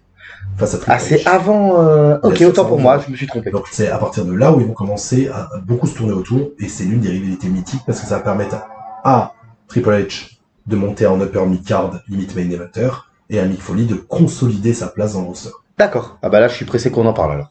Oui. Messiah, je sais que tu as regardé un peu tout parce que c'est très condensé toute sa carrière. La carrière WWF est vraiment riche parce qu'on a l'air attitude et qu'il y a beaucoup de rivalités. Alors là, ce que je te propose, on parle de la rivalité avec Triple H. Oui. Dis tout ce que tu as à dire sur cette rivalité. On va faire par catcheur parce que sinon ça va être trop compliqué. Ouais, c'est trop compliqué. Donc on est dans l'époque où justement... T'as dit que tu t'avais fait une petite erreur juste avant qu'on coupe. Par rapport à son personnage. C'est pas Dude Love, c'est Mankind. C'est Mankind, oui, c'est Mankind. Là, le début de la rivalité entre Hunter et Sam Slay, c'est face à Mankind. Voilà, ok. Donc, on est à la fin de la punition de Triple H après le curtain call. Donc là, ils veulent le pusher à fond. Mais comme son personnage tourne en rond, ils veulent le montrer un peu plus badass. Donc, il a Chyna déjà, hein, et ils veulent le mettre King of the Ring. Donc du coup, la finale du King of the Ring, c'est face à Mankind. Triple H gagne, et en fait, comme il refuse de porter la couronne, il lui défonce le crâne. Alors, refuse de porter la couronne, legit, hein. Legit, et en fait, il improvise en défonçant le sceptre, la couronne sur la gueule de Mick Foley. Voilà, c'est ça. Et Arrow, Le lendemain, il refait pareil. ils font pareil, il va faire une cérémonie justement pour le mettre roi, et en fait, comme il veut vraiment pas être roi, il va encore dégommer la tête de Mick Foley avec. Voilà, c'est ça. Donc, c'est un peu rigolo. Donc les deux vont vraiment avoir une rivalité vachement intense pendant plusieurs matchs, et ça va amener à Hunter et Sam à affronter les 3 Faces of Foley. À cette époque-là, on est d'accord, on peut dire que c'est la plus grande rivalité de Triple H. Oui, Ok. oui, clairement, ouais. Donc il est face à Mankind, ils vont avoir un excellent match en cage que je conseille d'aller voir, j'ai plus le nom du pay-per-view, désolé, parce que c'est vraiment, comme j'ai dit, beaucoup riche, où Mick Foley va pouvoir faire le spot qui a donné envie de faire du catch, donc il va pouvoir faire Jimmy Snuka, Ouais. sauf en faisant sa descente du coude. Il va pas faire un splash du haut de la cage, parce qu'en fait dans le match, il se fait démasquer déjà, donc du coup on voit son visage, et en fait il commence à repartir sur du glove dans le match en fait. Il est en train de transitionner de Mankind et du glove. Il déchire son t-shirt, il fait sa descente du coude sur Triple H, et en fait à la fin du match, il y a la musique de Dudlove qui se déclenche, s'il gagne le match. Ah, Mick Foley gagne le match. Ok. Gagne le match de cette rivalité-là. Et il commence à refaire son twist, parce qu'il dansait le twist du Love, j'aimais beaucoup. Moi, ce personnage me fait rire, c'est mon personnage. C'est celui que j'aime le moins dans les faces de Foley, mais il est quand même rigolo du Love. Surtout l'un de ses finish. Je fais 2 petits apartés, tu sais c'est quoi? Non. C'est le Ah oui. Sweet Shin Music. dans la cheville. C'est pas Shin comme dans le Suichin Music, c'est Shin, c'est la cheville. En fait, il vient, il fait comme le Suichin Music, sauf qu'en fait, il tape dans la cheville et il fait son double arm DDT. Moi, je trouve ça rigolo. Et donc la rivalité continue. Triple H commence à dégommer aussi la tête de Love. Et en fait, lors d'une promo, le Triple H veut l'affronter une dernière fois parce qu'il n'en peut plus. Et en fait, t'as une promo vidéo qui est diffusée. Et en fait, à la table, il y a Mankind et du Love qui discutent. Donc vraiment, c'est vraiment deux personnages distincts. Et ils font, ouais, bah on accepte de t'affronter en Fox Count Anywhere, hein, mais moi, du Love, il dit, je suis pas trop à l'aise dans ce style de match, et toi, Mankind, non, moi, c'est pas trop mon truc non plus.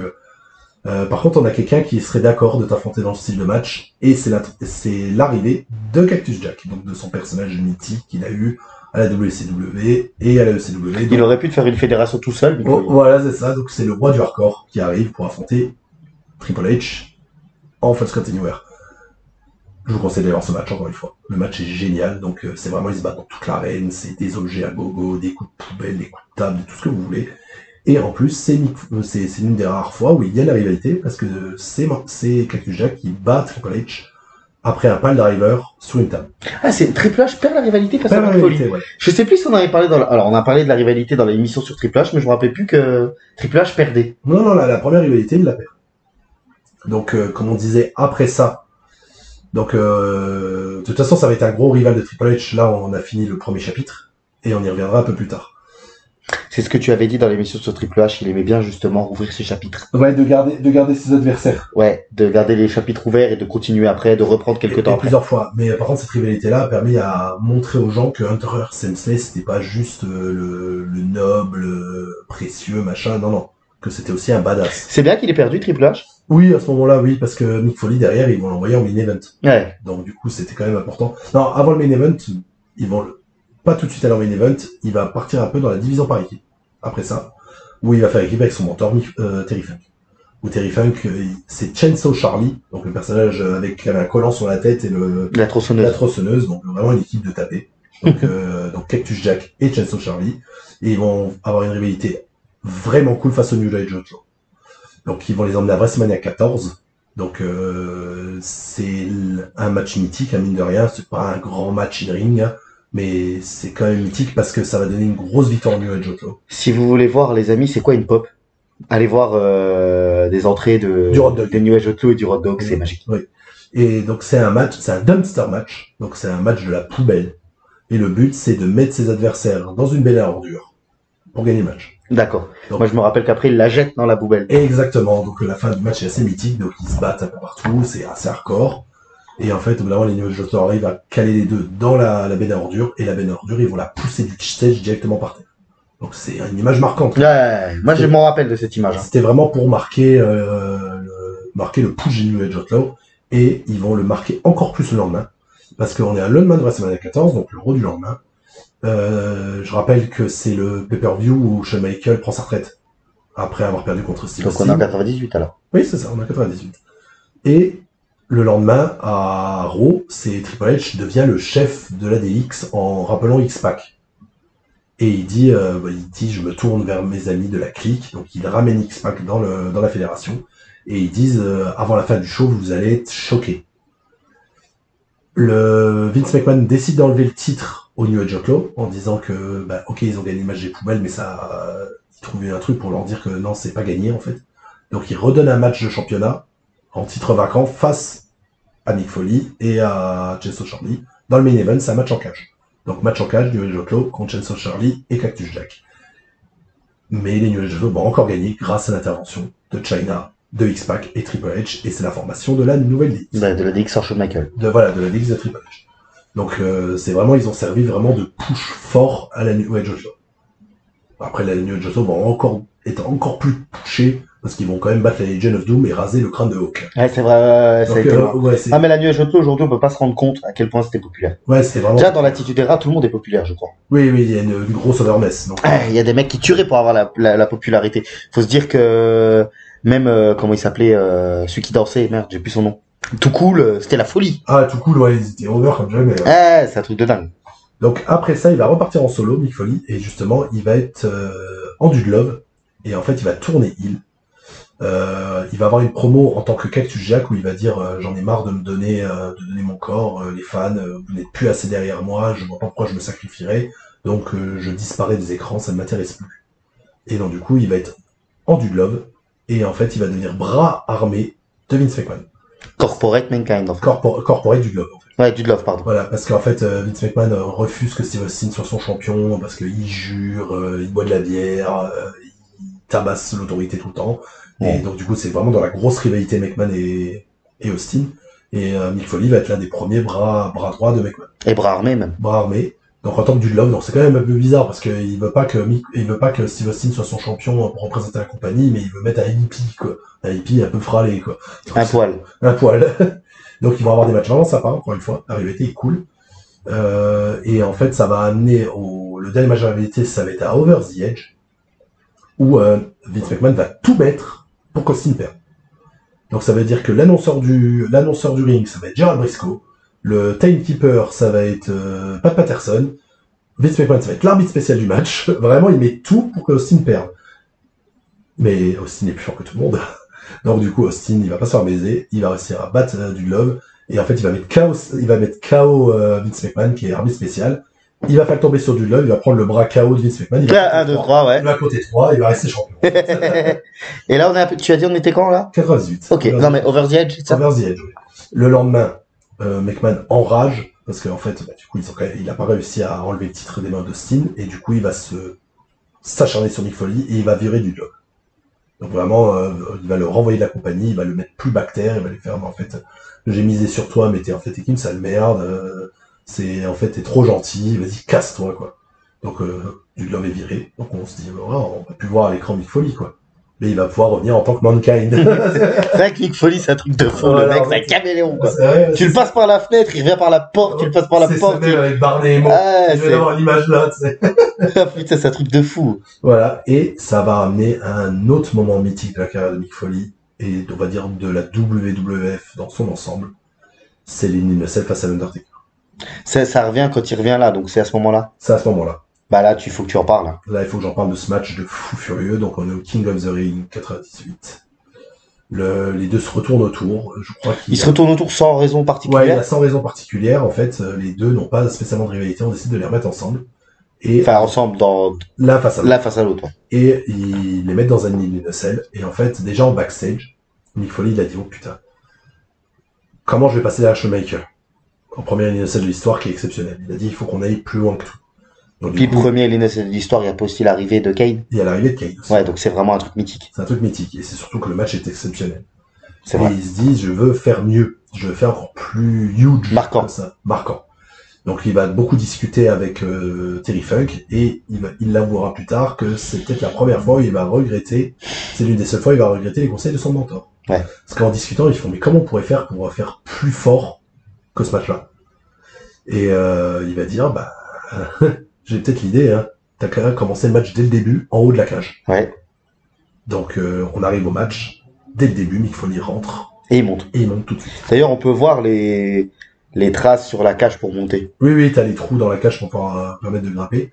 Et en fait, ce match-là, ça va être marquant, mais par contre, Mick Foley, le pauvre, il va tellement prendre cher. Il a perdu des années de sa vie avec ce match. Avec ce match, et même l'Undertaker, il va se péter la cheville.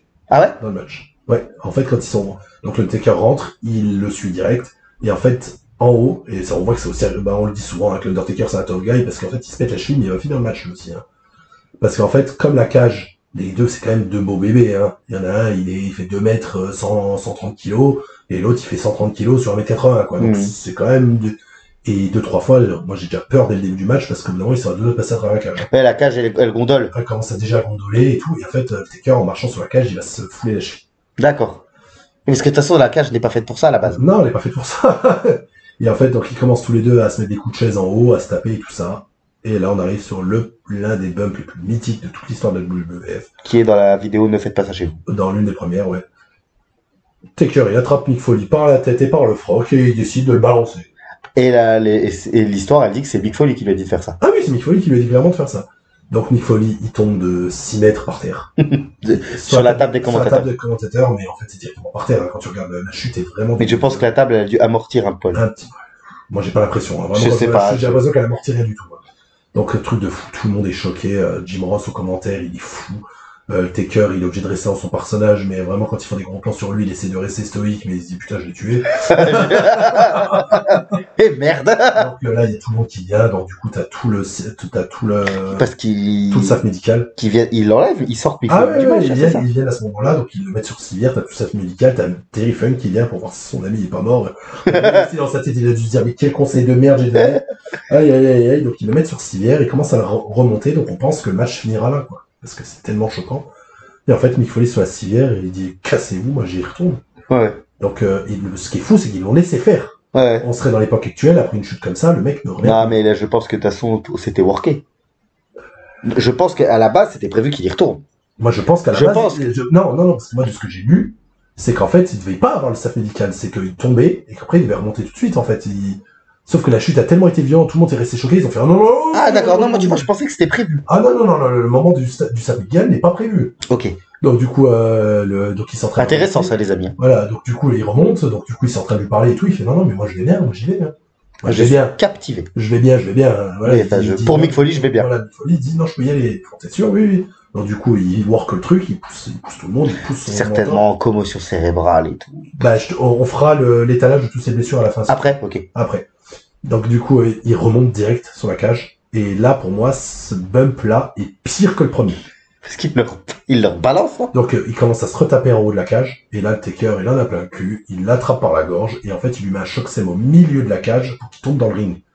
Sauf qu'en fait, il y avait la chaise qui était encore là. C'est ça, voilà. Donc, à un moment, il lui met le choc slam, la cage lâche. Donc, il tombe directement le dos. Limite la tête la première. C'était prévu que la cage, elle pète? Oui, ça, c'était okay. prévu. Mais le truc, c'est qu'il passe à travers la cage. Sauf que la chaise est à 2 cm de sa tête. Oui, et elle est debout. Il aurait pu se la prendre en coup du lapin, je crois. Exactement. Donc, le bump est terrifiant. Et il l'a dit lui-même, à partir de ce match-là, à partir de ce moment-là, Mick Foley ne se souvient de rien. Mais on voit que l'instinct du bonhomme est quand même assez vénère, parce que le match va pas finir.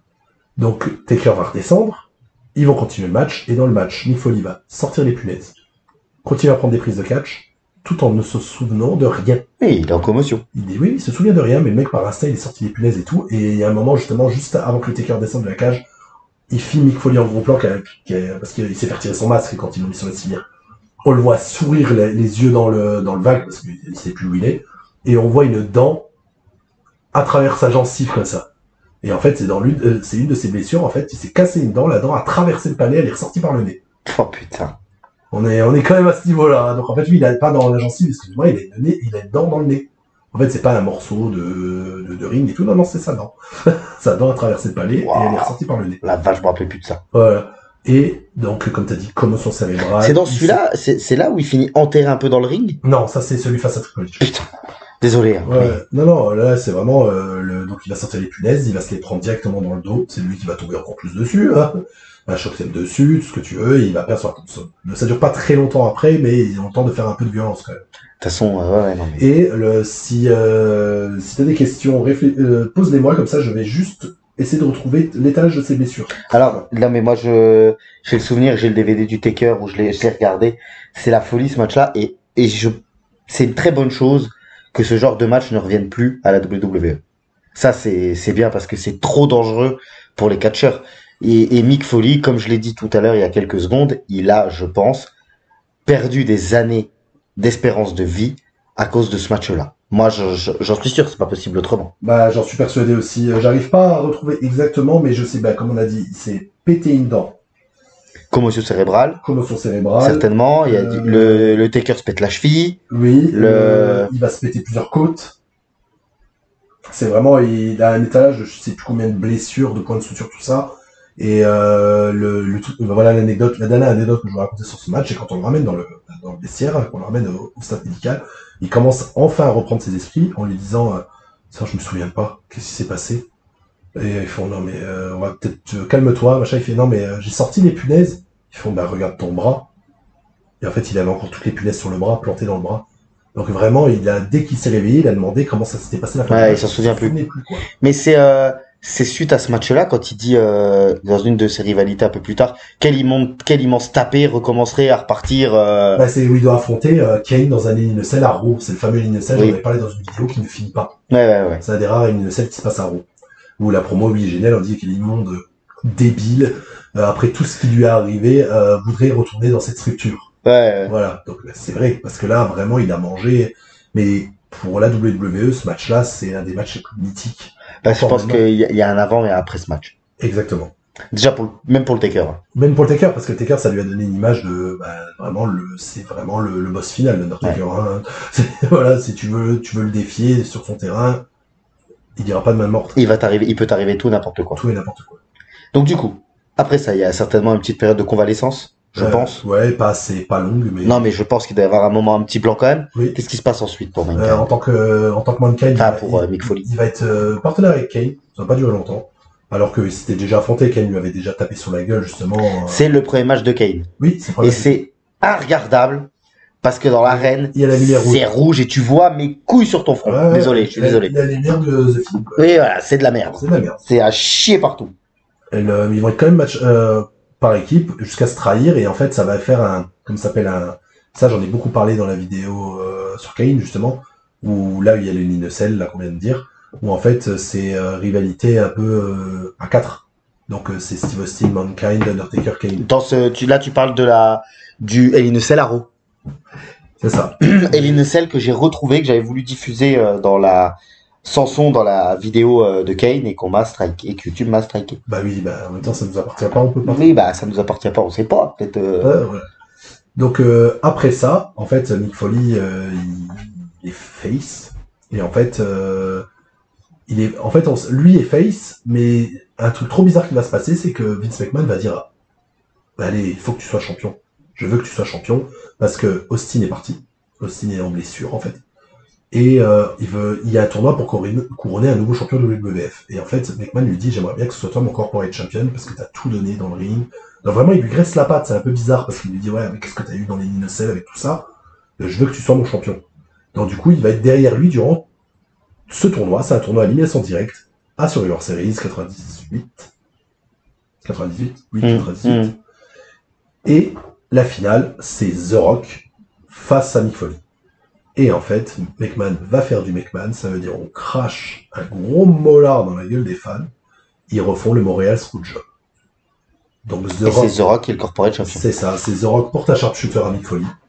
Et en fait, Vince McMahon fait sonner la cloche comme un Montréal Screwjob l'année d'avant. Et du coup, The Rock devient le corporate champion, le premier, vraiment le visage de la compagnie, qui était tout pour McMahon. Et Mick Foley se fait baiser dans l'histoire. Donc c'est quand même assez huge, quoi. Ouais. Autre moment huge dans cette rivalité-là, c'est il va rester en rivalité face à The Rock, et Mick Foley va toucher son premier titre de champion du monde. Vas-y. Alors, explique, parce que moi, j'ai une question à te poser pour ce match-là. J'ai une question que je me rappelle et que je veux te poser. Pourquoi parce que là, on va parler du match qui a été diffusé le 4 janvier. C'est ça, le 4 janvier 99. Pourquoi il y a la DX qui vient aider Mick Foley? Parce que la DX c'était face à ce moment-là. D'accord, donc elle vient aider Mick Foley parce qu'en fait la DX là... Oui, parce que je me rappelle qu'il y a Mick Foley, il y a la DX. Hein. Oui, parce que la DX là est face au McMahon. D'accord, ok. Donc ils viennent faire chier Vince. C'est ça. Bon, on peut déjà le dire tout de suite. Quand il touche au premier titre, les amis, allez voir ça. Alors, je pense que beaucoup l'ont vu, la connaissent. Ceux qui ne connaissent pas, allez voir le match. Oui, parce que dans ce match, en fait, celui qui va permettre à Mick Foley de gagner, c'est Steve Austin qui fait son retour. Je suis pas ouvert au débat. Point, je te le dis, je suis pas ouvert au débat. Oui. C'est la plus grosse pop de l'histoire de la WWE. Je suis d'accord. Là, au moment du bris de glace, la salle explose. Le son sature. C'est un truc de fou. Et parce qu'en fait, pour moi, il y a que 2 moments dans l'histoire de la WWE où ils ont réussi à faire saturer le son. Donc c'est ce moment-là. Et la victoire de Shawn Michaels dans l'Elimination Chamber. En 2002. En 2002. Et je le redis encore une fois, la WWE aurait pu battre cette pop-là, voilà, surtout qu'après Vince, mais surtout que l'année d'après, Stone Cold est là et il a 18 grammes dans chaque œil. non, par contre, alors, je reviens sérieux, je contextualise parce que ça, j'aimerais bien si tu m'autorises. Tu veux que je fasse le contexte, justement? Moi, je voulais faire le combat. Tu vas faire le combat et moi, je contextualise le moment du combat. Il me semble que tu sais donc, Mankind face à The Rock. The Rock. Autour du ring, tu as Vince, Shane, toute la corporation. De l'autre côté, tu as un peu la ADX avec, il me semble, il y a Ken Shamrock, je suis pas sûr. Il y a Ken Shamrock. Il y a Ken Shamrock, voilà. Il est avec l'ADX ou la corporation. Je crois qu'il est du côté de l'ADX parce qu'il est de base il était à la corporation et il les a trahis, je crois. Et donc, il me semble qu'à un moment, il y a un ref bump. L'ADX et la corporation commencent à se foutre sur la gueule. Et tout d'un coup, bris de glace, Vince Stone Cold qui arrive et qui met le bras, qui met un coup de chaise, je crois, à The Rock, ou un stunner, un coup de chaise, et qui couche Mick Foley dessus, et qui se casse. 1, 2, 3, champion, Mick Foley est champion. Il parle après dans le ring. Moi j'adore, c'est Jim Ross qui le dit dans la promo, il fait c'est mythique, c'est le fils chéri de Madame Foley qui réalise son rêve. Ouais, et je crois qu'il parle un peu Mick Foley, non? Il prend pas le micro, il dit je l'ai fait ou un truc comme ça. Si. Déjà les autres le portent sur les épaules. Il est champion, il a plus son masque. Vraiment, il est en mannequin, mais il a plus le masque vraiment pour montrer que c'est Mick Foley. Il pleure à moitié, il fait oui, je l'ai enfin fait, j'ai réussi. Et comme je dis, Jim Ross, le fils chéri de Madame Foley, c'est vraiment une phrase mythique ça. Ça a été utilisé plein de fois après. Parce que c'est vraiment le fiston qu'on croyait pas en lui, et qui a réussi à devenir champion. Ouais. Alors, à la même époque, à la même journée, t'as Nitro. Et c'est une des plus grosses erreurs de Bischoff, parce qu'il y a 600 000 téléspectateurs qui vont changer de chaîne. Mais qui reviennent après. Ils reviendront après, mais qui vont changer de chaîne, donc du coup ça va commencer à ce que la WWF passe devant. C'est un des premiers trucs où la WWF dans les ratings vont passer devant. Parce que Bischoff, il était habitué à spoiler Raw. Parce qu'en fait, à ce moment-là, Raw n'était pas diffusé en direct. Parce il a été diffusé en décembre, ce Raw. Non, il a été enregistré en décembre, mais diffusé le 4 janvier en même temps que Nitro. Et dans ce putain de show de merde de Nitro, donc déjà, il spoil. Et en fait, les gens se sont dit, je préfère aller voir Mick Foley. Il dit, oui, vous vous rappelez, c'est un catcheur, il était chez nous, c'est Cactus Jack. Exactement. C'était de la, surtout, ils l'ont mis champion, ça va pas faire bouger le cul des gens, c'est de la merde. On s'en bat les steaks. 600 000 téléspectateurs ont changé de chaîne. On été voir Mick Foley gagner. Mick Foley gagner. Et quel autre truc se passe durant ce show de merde? Le Finger Poke of Doom. Donc le retour de Hogan, qui va affronter Kevin Nash dans le main event pour le titre, que Hogan met son doigt sur la poitrine de Kevin Nash qui prend son plus gros pump de toute sa vie. Pendant que l'autre neuneu de Goldberg, il arrive pas à faire 100 mètres en courant. C'est ça, parce qu'il est enfermé dans le commissariat, et c'est la réunion de toutes les couleurs de la NWO, et c'est de la merde. Voilà. Bon, enfin, ça on l'avait déjà dit, mais j'aime bien. Et puis je pense que ça me fera toujours pleurer de rire l'histoire du plus gros bump de Kevin Nash. J'en rigolerai tout le temps. La vidéo de la NWO va arriver, je vais te le dire. J'adore ça. Désolé pour les fans de Kevin Nash. Big up à Brian Alvarez. Ouais. C'est écrit dans le bouquin de la mort de la WCW. Bouquin que j'ai d'ailleurs. Voilà, bouquin que tu as, et c'est lui qui le. Mais. Donc gros big up à Brian Alvarez. Donc du coup, Mick Foley est champion. On est en début 99. Ouais. Je te laisse reprendre ensuite. Donc, comme tu as dit, Mick Foley est champion. Mais il va pas rester champion très longtemps. Donc, en fait, il va continuer sa rivalité face à The Rock. Et il va y avoir un autre match ultra mythique. Il est dans beaucoup de matchs mythiques, notre ami Mick Foley. C'est vrai, dans cette période-là, il est en fait dans la... C'est pour ça que je dis qu'il fait partie du Mont Rushmore de l'attitude erreur. C'est là maintenant, quand tu expliques, on comprend pourquoi. Voilà. Donc, c'est le fameux I Quit match face à The Rock. Où je me souviens que The Rock, en plus, il est même pas en tenue de catcher, il est dans son jogging. Et ce match, c'est encore un match où Mick Foley va trop loin. Moi, j'arrive pas à le regarder. Il est vraiment... Et pourtant, il a été nommé match de l'année 99. Oui, parce que c'est normal dans un sens, mais moi, j'ai du mal à le regarder. Donc, en fait, dans cet I Quit match, au bout d'un moment dans le match, The Rock va le menotter. Les mains à l'arrière. Oui, il est pas menotté dans le ring, il a les mains dans le dos. Il a les mains dans le dos. Et The Rock va lui asséner 11 coups de chaise dans le crâne. Et legit. Legit, parce qu'il a les mains attachées dans le dos, donc il peut pas se protéger. Parce que des fois, à cette époque-là, quand il y avait des coups de chaise sur la tête, pas toujours, parce qu'il y en a eu des commotions, mais tu voyais les mecs, ils arrivaient à mettre la tête, la main, quelque chose. Et Mick Foley, un grand malade. Il mettait la tête pour se protéger la tête. Voilà, il se met, voilà. C'est exactement ça. Et, il y a le vieil adage, hein, serre-toi de ta tête. Hein. Mais il a protégé. Tu sais pas quoi faire, serre-toi de ta tête. Il a protégé la chaise. Voilà.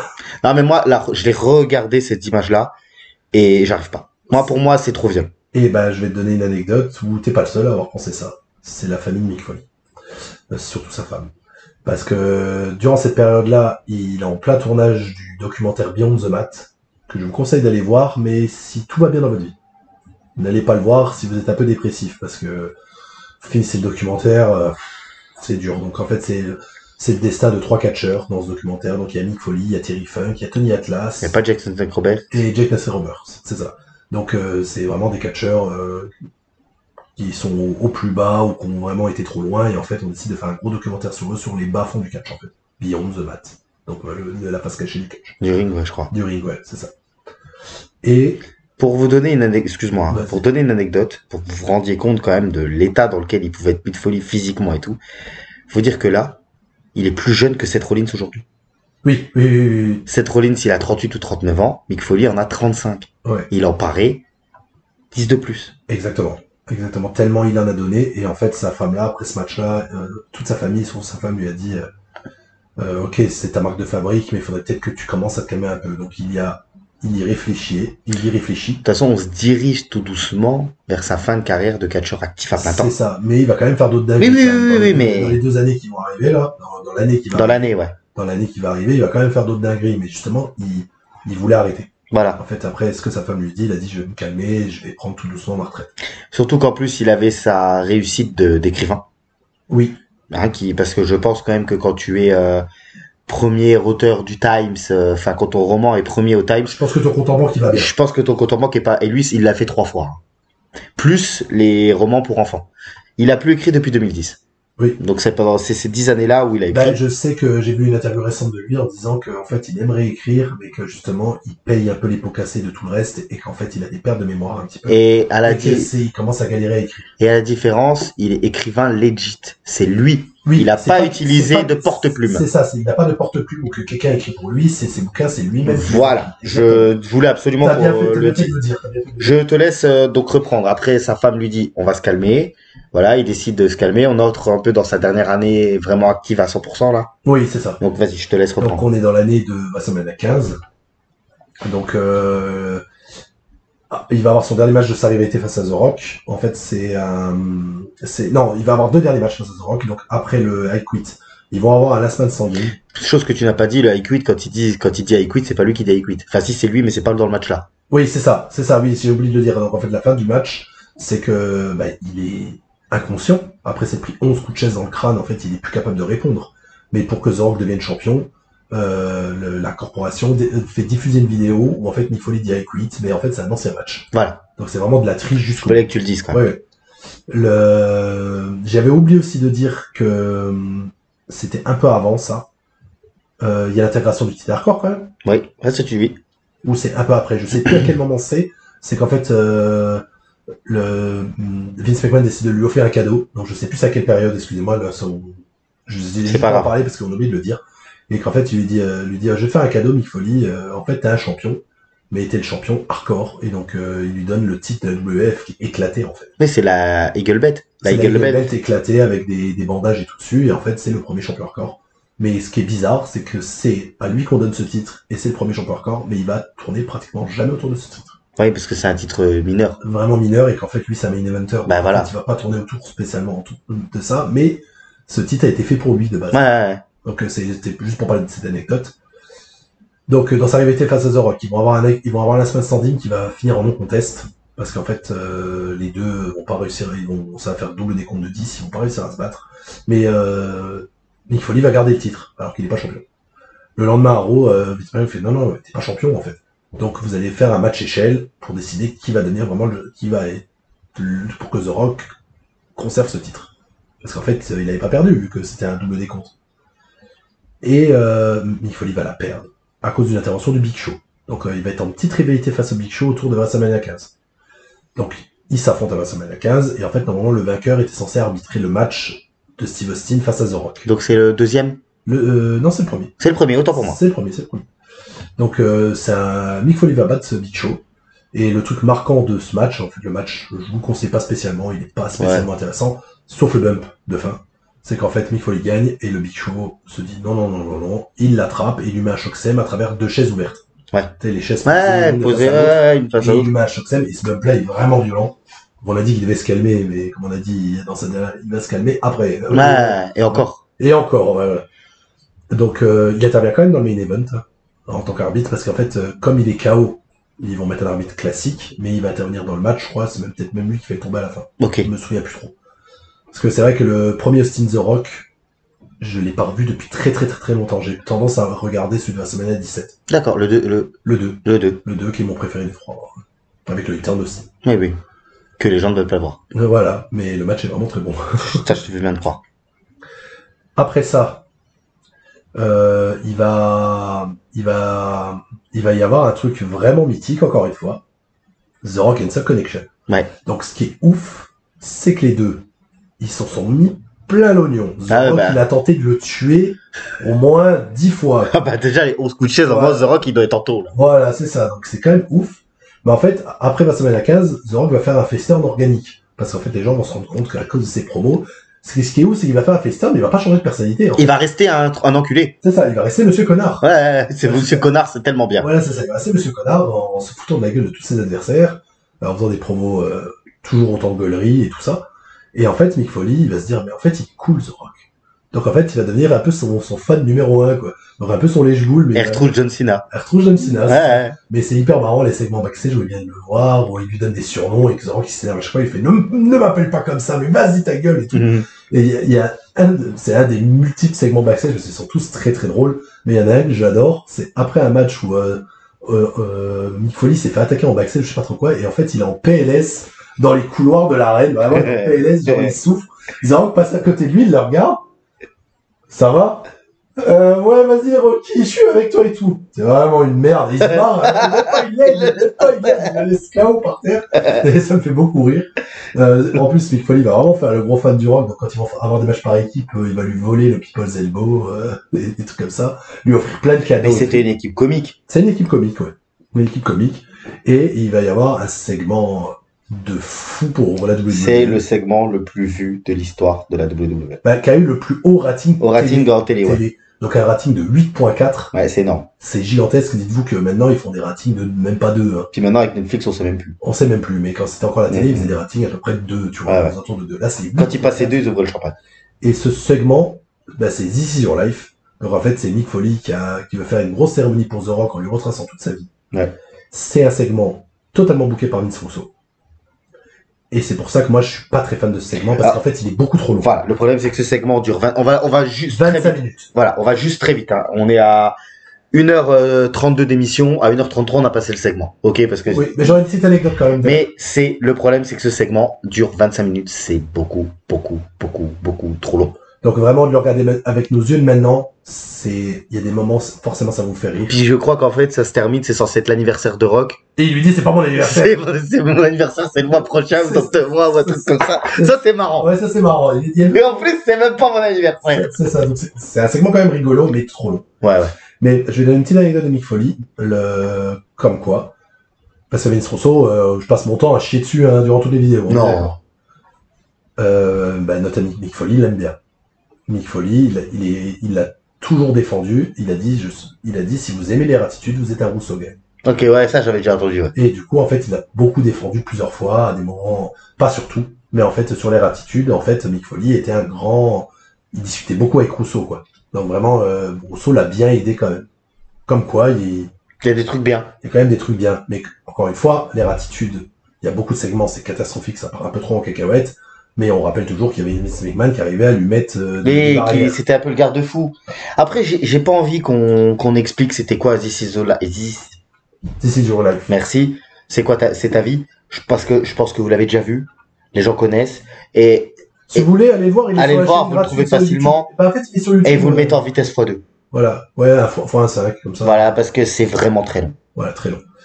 Après cette petite période par équipe un peu comique, il gagne pas le titre, hein. Il gagne pas le titre. Mais il va gagner justement son 3e titre de champion du monde.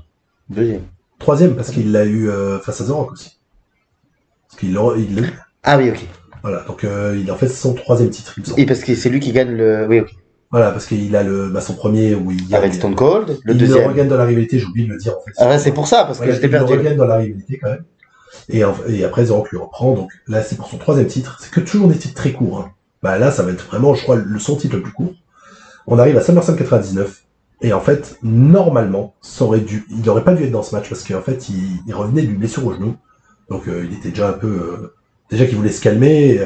Mais en fait, ils sont obligés d'intégrer au match à cause d'Austin. Parce que, on le dit souvent, le champion du monde de l'époque faisait un peu ce qu'il voulait. Il a posé sa loi. Et en fait, normalement, ça aurait dû être Austin Triple H. À SummerSlam. À SummerSlam pour que Triple H prenne son premier titre de WWF. Parce que il venait de faire sa promo face à Jim Ross. Il venait de devenir The Game. Donc vraiment, Conan, comme j'aime bien l'appeler, Conan le barbare. Oui, toi tu dis souvent c'est le vrai. Le vrai Conan le barbare. Le vrai Triple H. Voilà. Du grand slip noir. Il rentre sur mon terme préféré, My Time. Et puis c'est reconnu que Stone Cold devait partir. Oui, parce que après ce show-là, il va y avoir le fameux segment où il va se faire renverser en voiture et qui va le mettre out pendant 1 an pour se faire opérer de la nuque. Voilà. Donc Austin devait dropper son titre quoi qu'il arrive. Sauf que Austin, il a fait de la politique, il a dit Triple H, je le sens pas. Pour moi, il est pas assez over. Alors qu'il venait de changer de personnage, qu'il allait de ouf et tout, et qu'il allait devenir encore plus ouf après. Et en fait, il lui met des bâtons dans les roues. Triple H lui en voudra toujours. Un poil aigri, Stone Cold, sur le coup là. Un énorme aigri. Hein. Un poil. Hein. Pas qu'un poil. Hein. Si un jour on fait une vidéo sur Austin, ce qui arrivera, oui. On en parlera beaucoup. Ah oui, ça va durer 8 heures. Voilà, et du coup, Triple H lui en voudra toujours énormément de ce moment-là, parce qu'en fait, c'est pas la même chose, je pense, si tu me permets, pour un catcheur de gagner le titre à Raw le lendemain que de le gagner à SummerSlam en pay-per-view. C'est ça. Parce que, surtout, c'est son premier titre, quoi. C'est là où il a confirmé main eventer, quoi. Et du coup, par contre, ça va lui servir de moteur à Triple H, parce qu'en fait, déjà à ce moment-là, il voulait être au niveau d'Austin. Et en fait, avec le départ d'Austin, lui et The Rock, c'est là où ils vont devenir les gros main eventers. En fait, quand Austin va partir, ça va laisser la place à Triple H. Oui, la place est vacante. La place est vacante. Et du coup, ça devient un Triple Threat, donc Mick Foley intervient dans le match, Mankind, et c'est Mankind qui va devenir champion à SummerSlam. C'est son dernier titre de champion du monde. C'est ça. À la WWE, c'est son dernier, donc du coup, Steve Austin préfère dropper le titre à Mankind. Il dit à Vince McMahon, il fait, je le donne à Mick Foley, après vous en faites ce que vous en voulez, mais moi je le donne pas à Triple H. C'est quand même dingue, hein. Donc, Vince McMahon, il se retrouve obligé, c'est des délires de diva de toute façon, il y a une anecdote, je vais pas la... Je vais affronter mon copain, je vais affronter... Oui, et puis de toute façon, il y a aussi un truc où tu sais qu'il y a une interview un peu dans les émissions, dans les podcasts, où t'avais Stone Cold et à un moment Vince McMahon... Oui, dans les Broken Skulls. Beaucoup plus tard, et Vince McMahon lui a dit, t'étais quand même pas facile pour bosser. T'étais très dur à travailler. Et je crois que Stone Cold l'a reconnu. Hein. Oui, bien sûr qu'il l'a reconnu, hein. Bien sûr. Donc le lendemain à Raw, donc Mick Foley est champion et Mankind, lui, il savait qu'il allait prendre le titre pour le donner à Triple H. Lui, il avait aucun problème là-dessus. Il a dit bon bah si Austin il a décidé, je fais ce qu'on me dit, hein, moi. J'ai pas le choix. J'ai pas le choix. Donc Triple H prend son premier titre en battant Mankind dans le main event de Raw du lendemain. Après ça, il va rester en rivalité face à Triple H et donc du coup on revient, on en a parlé, on revient dessus. Donc comme c'est un des plus gros rivals de Triple H, donc là ils vont finir ce qui va amener normalement à sa retraite. J'ai envie de dire c'est bien aussi parce que Triple H ne l'avait pas battu dans la première. Non, il avait gagné que des matchs secondaires, mais tous les gros matchs importants, il les avait perdus. Donc là, en fait, en tant que main eventer champion, donc là, il y a tout clan McMahon avec lui, il a Stéphanie tout ça. Parce que ça va emmener justement la McMahon MC era, tu vois, où vraiment c'est eux qui dirigent SmackDown. Oui, bien sûr. C'est eux qui dirigent le show, quoi. Et du coup, Mankind va être Mick Foley. Là, c'est vraiment Mick Foley. Il va être face à eux. Et il va ramener Cactus Jack pour parce que là, ils vont enchaîner 2 gros matchs. Mais vraiment 2 gros matchs. Donc, le premier, c'est Royal Rumble 2000. Royal Rumble 2000 qui va être gagné par The Rock. Mais, le match de championnat, donc, c'est Triple H face à Cactus Jack dans un street fight. Encore un match que je vous conseille absolument d'aller voir. Parce que là, c'est du badass sur 20, quoi. Ouais, bah. Il va y avoir du barbelé. Il va y avoir des punaises, il va y avoir Barbie, il va y avoir tout ce que vous voulez. C'est pas sa femme qui a dit de se calmer? Oui, non. Voilà. Et le final du match, c'est quand même bien violent. C'est un pedigree sur les punaises. La tête, la première. Bah oui, du coup, oui, un pedigree. La tête sur les punaises. Parce qu'on voit la fin après avoir porté le pedigree, on voit toutes les punaises sur les genouillères de Triple H. Et Mick Foley lève un peu son crâne et on voit des punaises au niveau de ses sourcils et de son front, quoi. Faut être un grand malade quand même, hein. Mais Mick Foley, ça lui suffit pas. Il se dit non mais j'ai besoin de te battre, il faut que j'arrive à te battre, tu dois pas continuer à diriger et tout ça. Donc Triple H lui dit ok, moi je veux bien t'affronter une dernière fois, mais si tu perds, tu prends ta retraite. Ouais. Et donc, du coup, ils vont s'affronter dans un Hell in a Cell à No Way Out 2000. Donc, comme j'ai dit, la stipulation, si Mick Foley gagne, il est champion. Mais s'il perd, il doit quitter la compagnie. C'est un très bon Hell in a Cell, beaucoup moins violent que les autres. Je précise, il est quand même un peu plus safe, mais ça va quand même assez loin. Parce qu'à la fin du match, déjà dans le milieu du match, Mick Foley est complètement fou parce qu'il se jette lui-même dans la cage pour ouvrir la cage. Ok. Parce que la cage est fermée par cadenas et tout ça. Et donc du coup, il s'arrache il s'arrache le corps dans la cage pour essayer de faire un trou et en fait, il passe à travers la cage. Grand malade. Ils vont monter en haut de la cage, c'est pas drôle. Ils vont sortir le madrier entouré de barbelés. Ils vont l'enflammer. Ça continue. Ouais, ça continue. Donc du coup, ils vont mettre des coups de madrier enflammés avec du barbelé, tout va bien. Et c'est là le truc que t'as dit où il va passer, où le ring ça va faire un trou dans le ring. Donc c'est pour ça que je dis que c'est beaucoup plus safe, parce que ce bump-là, le ring a été préparé pour que ça amortit la chute. Donc ça va faire un trou dans le ring. Triple H va faire un surpassement par-dessus ses épaules de Mick Foley en haut de la cage. Et Mick Foley va passer à travers la cage, il va tomber dans le ring, ça va faire un trou dans le ring. Ouais, mais c'est prévu là. C'est prévu, Triple H descend, fait tomber, fini. Donc normalement Mick Foley sauté son match de retraite. Donc vachement émouvant à la fin et tout, il y a une standing ovation et tout ça. Sauf que dans le catch, faut jamais dire jamais, hein. Never say never. Never say never, on arrive à WrestleMania 2000, et en fait, c'est le match, la guerre des McMahon, l'un des moins bons main events de l'histoire de WrestleMania, l'un des moins bons WrestleMania tout court, déjà. Fatal 4. Bah, il y a aucun match à 1 contre 1. Oui, c'est ça, Il y a pas, non, c'est pas pratiquement. Il y a aucun match à contre 1. Ou peut-être le match à contre 1, je crois que c'est une connerie, genre match de diva. Non, je crois qu'il y a aucun match à contre 1. Ok. Parce que j'ai fait mon émission. Ok. Je vais pas vérifier, mais il me semble qu'il y a aucun match. T'as raison. Et en fait, Linda McMahon fait revenir Mick Foley. Alors en fait, chaque McMahon va avoir un champion. Mais par contre, on est quand même d'accord que c'est sa fin de catcheur à plein temps. À plein temps, ouais. Malgré tout. Voilà. Là, c'est son dernier match, en fait. Ouais. C'est son dernier match avant longtemps. Avant 3-4 ans. Ouais, c'est ça. Donc le main event est pas terrible. Donc Shane McMahon, il représente le Big Show. Linda représente Mick Foley. Vince représente The Rock. Et Stéphanie représente Triple H. Et un simple The Rock Triple H aurait suffi largement. Parce que Big Show se fait éliminer très vite, parce que c'est un fort way à élimination. Le Big Show se fait éliminer très vite. Mick Foley, on a l'impression qu'il tourne une dans le match parce qu'il aide Triple H pendant un moment à taper The Rock, ce qui est un peu con, pour se faire baiser en plus, parce que Triple H va lui mettre à pédicure et va l'éliminer. Et à la fin, c'est Vince McMahon qui tourne sur The Rock pour rejoindre Stéphanie et Triple H. Oui, à la fin, c'est de McMahon. L'effet d'amour, voilà. L'effet d'amour. Après ça, comme tu dis, il va avoir des apparitions sporadiques, mais assez sympas et assez marquantes. Il va être commissionnaire, c'est ça? Déjà, il va être encore à la télé, sans catcher, en tant que commissionnaire, comme tu as dit. Donc, commissionnaire de Raw SmackDown. C'est ultra marrant, très comique. C'est du Mick Foley, donc hyper cool. Il n'aura pas de bureau de commissionnaire.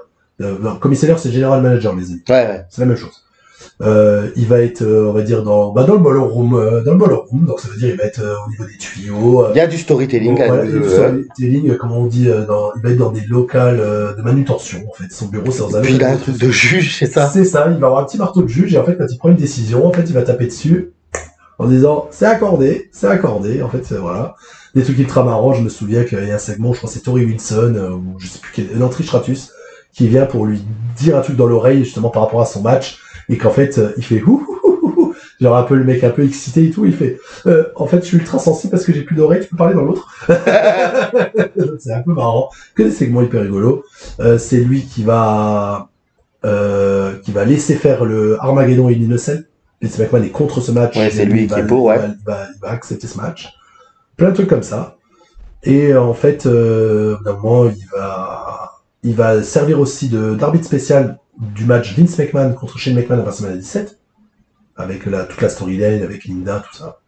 Tu as dit qu'aussi à l'invasion, il est arbitre spécial du match. Déjà après WrestleMania 17, il s'enlève des écrans. Il n'est plus généralement, il n'est plus commissionnaire. Donc déjà après ça, on le verra plus trop et il va revenir vraiment sporadique. Ouais. Donc comme tu as dit à l'invasion, il va être arbitre du match des arbitres entre Larry Abner et Nick Patrick. Il va être aussi arbitre du Brian Panty match entre Trish Stratus, Lita face à Tori Wilson et Stacy Keibler. Ça sert à rien. Voilà.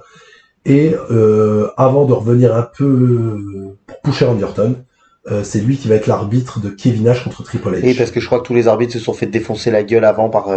Dans le match Triple H, Chris Jericho. Voilà, et du coup, plus personne ne voulait arbitrer. Et c'est là où il dit, bah moi je vais ramener... Je sais plus qui dit, je vais ramener le plus gros fils de la plage pour être arbitre et c'est lui qui arrive. Bah, c'est Steve Austin, je crois. Ouais, voilà, c'est Steve Austin, ouais. C'est Steve Austin, bien vu. C'est Steve Austin qui dit, je vais ramener le plus gros fils de la plage que je connais pour arbitrer. Enfin, fils de la plage, hein, c'est le mot de, voilà. Et c'est lui qui est là. Et je sais que il en prend plein la gueule tout le match. Aussi, oui. Voilà. Et encore une fois, il est lié à Triple H. Bien sûr, mais storytelling, sur ça c'est bien. Storytelling, tout. Et donc après, il y a cette fameuse rivalité avec Randy Orton qu'on a énormément parlé dans la rivalité, dans l'émission de Randy Orton. On vous conseille d'aller voir la vidéo sur Randy Orton si vous voulez avoir tous les détails. Voilà, mais où c'est lui qui dit legit à Randy Orton, crache-moi la gueule. Crache-moi la gueule, mets-moi des vrais coups de poing aussi. Voilà. Ou ensuite... il y a The Rock and Condition à WrestleMania. Alors attends, j'allais venir où en fait... il se fait défoncer par l'évolution dans les escaliers. Il revient au Rumble suivant. Pour éliminer Randy Orton. Où Randy Orton se chie dessus. Randy Orton et Mick Foley ont des matchs. Non, d'abord il y a WrestleMania justement. Alors, à WrestleMania 20, il y a The Rock Exxon Connection en handicap face à l'évolution. On passe très vite parce que ça, on en a parlé énormément. Et du coup, ça amène à Backlash. Ça amène à Backlash où il crédibilise Randy Orton. Voilà, où il fait Randy Orton. Où il fait Randy Orton dans le match où Randy Orton va se prendre des punaises et tout ça. Après alors il a fait Triple H, il a fait Randy Orton, Triple H a défait Randy Orton. Non mais après, mais merci. Après, voilà, je sais que ça, c'est encore un des gros moments de la carrière de Mick Foley. Voilà. On va aller voir ça. Et l'autre truc suivant marquant, pareil, on l'a retracé énormément dans la vidéo de Edge, donc on vous conseille d'aller voir la vidéo de Edge. C'est lui qui va arbitrer le match entre Edge et John Cena à Royal Rumble, où John Cena va reprendre le titre face à Edge après son cachet. Et Edge va se dire que c'est à cause de toi que j'ai perdu. C'est ça, donc ça amène à WrestleMania 22 dans le match exceptionnel face à Edge. Un des meilleurs matchs de... hardcore. Ouais. Un des meilleurs matchs hardcore de WrestleMania. Bah, c'est le meilleur match hardcore de WrestleMania. Pour moi, c'est le deuxième. C'est que le premier. Pour moi, le premier, c'est Shawn Michaels Vince. Oh, je préfère... Bah, c'est dans le même show, hein. Ouais, mais il y a Shawn Michaels. Oui, il y a Shawn Michaels, mais je préfère le Edge Mick Foley. Ouais, non, je suis d'accord, les deux sont terribles. Voilà, où il le spire à travers la table, enflammé, tout ça. Ça mène ensuite à une rivalité avec Terry Funk. Bah, ça amène autour de One SN2, donc où Mick Foley se reprend son personnage qu'il avait à la fin de la ECW, avant son départ de la ECW, oui, c'est un anti-ECW. Ouais, c'est ça. Voilà, donc il s'allie à Edge, où il... Justement, ce qu'on disait au début d'émission avec le Hardcore Legend. Le co-détenteur du titre Hardcore. Ça amène à ce match de fou furieux à Weston. C'est violent, mais c'est un bon match. À Weston 2006, du coup. Ouais, où Edge fait le tomber sur Beulah. Sur Beulah, de manière dégueulasse. Ouais, voilà. Et après ça, son dernier gros truc avant de quitter la fédération, c'est il va affronter Ric Flair. Alors ça, j'ai le souvenir. Je sais que les deux ont se détesté, il me semble legit. Non, c'est pas tout à fait ça. C'est que Ric Flair a toujours craché sur la carrière de Mick Foley en disant que c'était juste un cascadeur glorifié. Un stuntman glorifié. Voilà. Un glorified Mick Foley est un énorme fan de Ric Flair. Il a toujours adoré Ric Flair et en fait, il l'a pris très mal cette phrase-là. Donc en fait, comme c'est deux pourris du old school, on s'est pris la tête, mais on va faire du pognon dessus. Donc du coup, et c'est pour te montrer que je ne suis pas qu'un simple cascadeur. Violent quand même le match. Hein. Il y a Melina dedans. Ouais, c'est un gros match violent, donc match hardcore, et Ric Flair a plus de 60 berges, va se prendre des punaises dans le cul. C'est quand même un truc de fou, où vraiment on a l'impression qu'il est possédé Ric Flair dans ce match. Il fait plus flipper que Mick Foley. Ouais, c'est vrai. Alors que c'est Mick Foley, c'est sa spécialité. Ouais, c'est vrai. Et Ric Flair, il est terrifiant dans le match. Il est violent ce match. Et en fait, ça a permis, malgré que ce soit un match de cascadeur, comme dirait Ric Flair, en fait, il a avoué plus tard, il a dit non, Mick Foley, t'as vraiment une grosse carrière, surtout durant leur attitude. Moi, j'étais aveuglé à la WCW, j'étais considéré comme de la merde, alors que toi, t'étais vraiment une star dans notre génération. Et qu'en fait, t'as donné ton corps, et en fait, je respecte ça.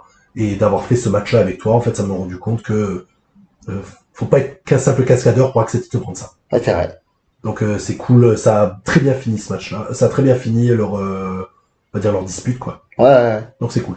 Après, je sais que on mène à un départ de la WWE. Ouais, il part comme ça. Avec Edge, tu avais dit qu'il... Ouais, c'est ça. En fait, il va devenir commentateur de SmackDown pendant quelques temps, durant 2008. Et en fait, le dernier segment avant que justement il quitte la WWE, c'est dans la rivalité Undertaker-Edge, où que s'appelle Edge doit affronter Undertaker en Innocent parce que Vicky Guerrero l'a fait revenir après que Edge a mis ses bites partout. Désolé. Et en fait, Edge flippe. En fait, il a pas envie d'affronter Taker parce qu'il lui en a fait tellement bouffer qu'en fait, il sait qu'il va en manger tellement cher. Et en fait, il est pas confiant, il a peur. Et en fait, Mick Foley, il va venir avec lui dans une promo in-ring, où il va lui dire, je te reconnais pas, quoi. Là, tu t'es mis avec cette general manager, là, tu fais que de la politique.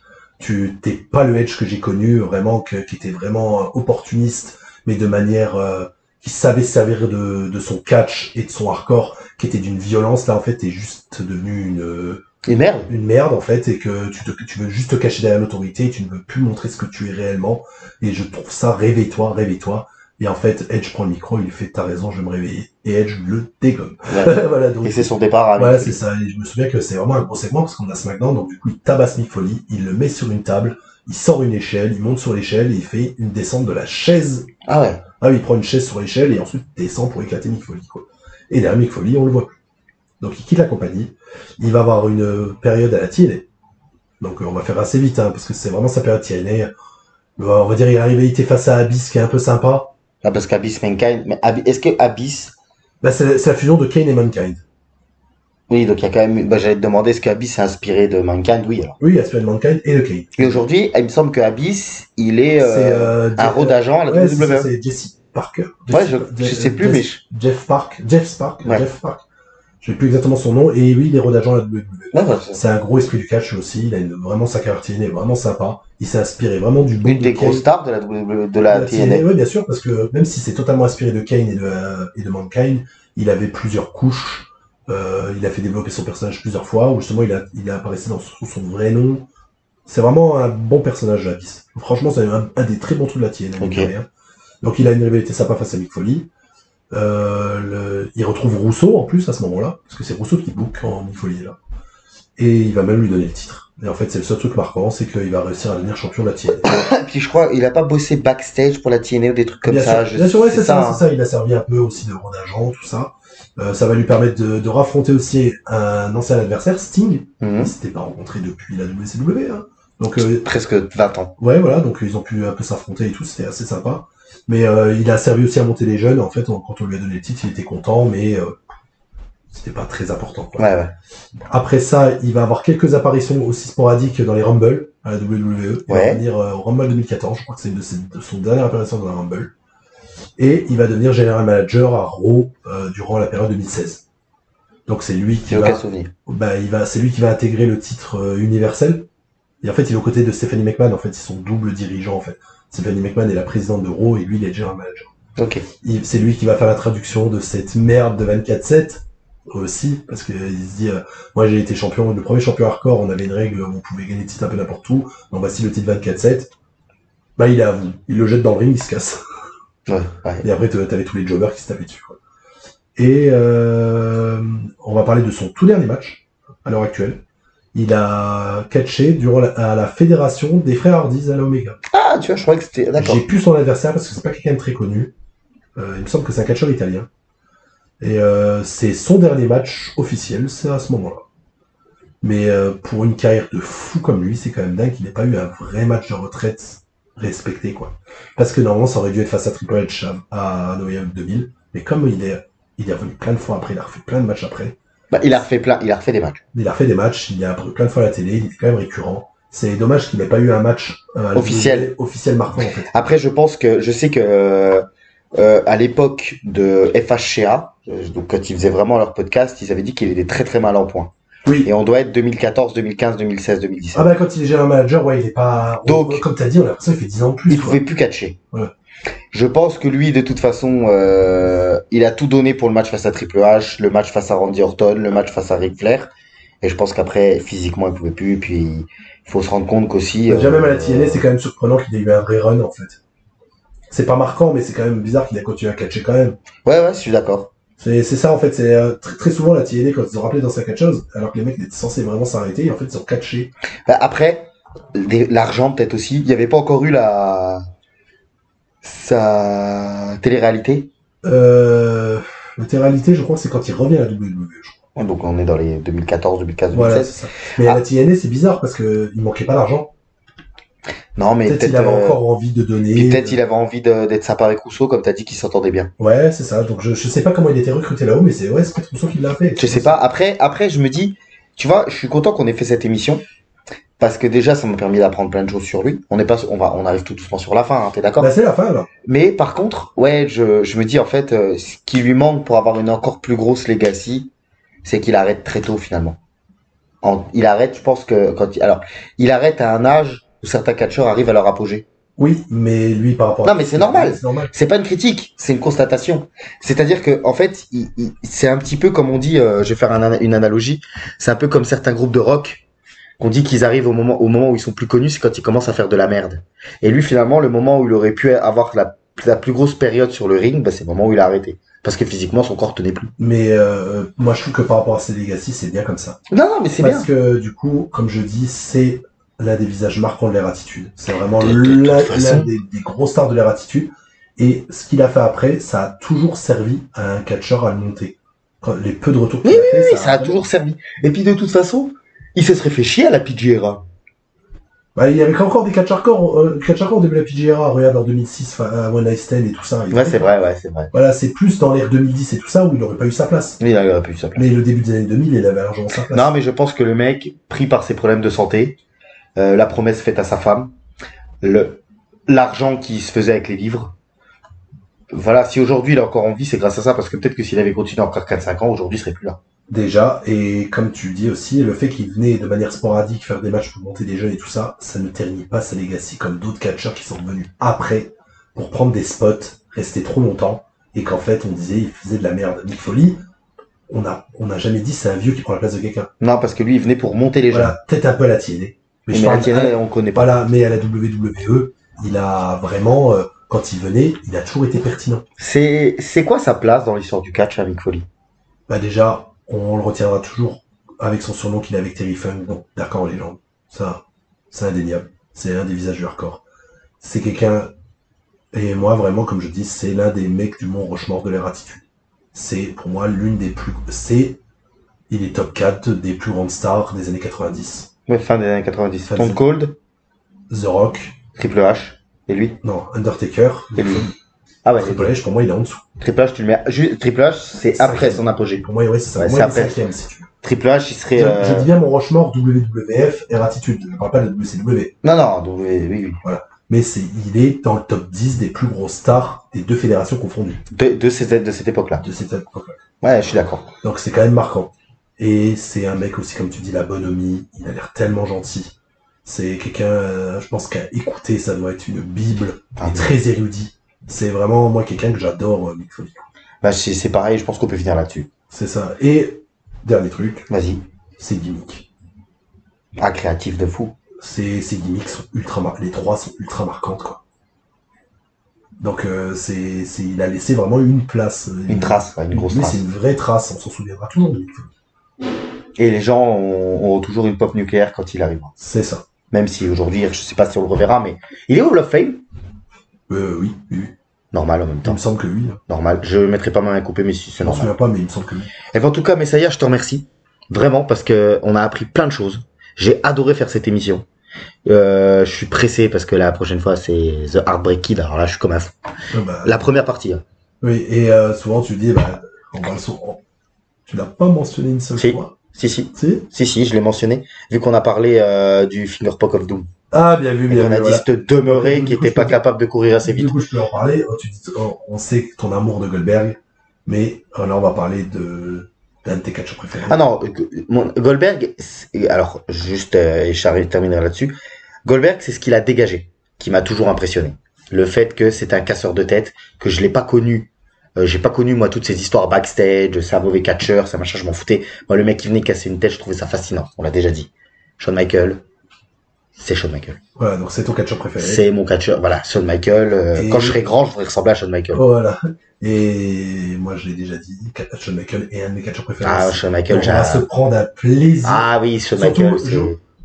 Des fois, là, j'ai eu peut-être quelques approximations durant cette normal. vidéo. C'est normal parce qu'il est vraiment une carrière riche, Mick Foley. Shawn Michaels, par contre, vous inquiétez pas, il y aura pas d'approximation. Pour te donner un exemple voilà, n'ai jamais acheté un t-shirt de Goldberg de ma vie. Shawn Michaels, j'en ai acheté. Oui, c'est vrai. Voilà, Shawn Michaels, c'est... Et moi, Shawn Michaels, in-ring, ça doit être un de mes catcheurs préférés de tous les temps. Ah, je suis d'accord. Donc, sa carrière, je la connais aussi. Par cœur, comme je vous dis, il n'y aura pas d'approximation. Vous allez avoir, en 2 parties, la carrière de Shawn Michaels la plus exhaustive. 2 parties qui ne se suivront pas, comme j'ai déjà dit. Pas, mais du coup, la première partie, c'est jusqu'à sa blessure. C'est bien, il y a les 2 carrières pour Shawn Michaels, on fera 2 parties. On fera les 2 carrières, et du coup... je vais tout vous dire. Voilà. Eh ben, Messiah, je te remercie. J'ai vraiment aimé faire cette émission-là sur Mick Foley. Merci à toi, Thomas. On se retrouve très prochainement pour la suite. Oui. Et les amis, franchement, s'il vous plaît, allez-y, abonnez-vous, mettez des j'aime, commentez. Et n'oubliez pas la cloche. Merci et à très bientôt, les amis. Salut, salut! Salut!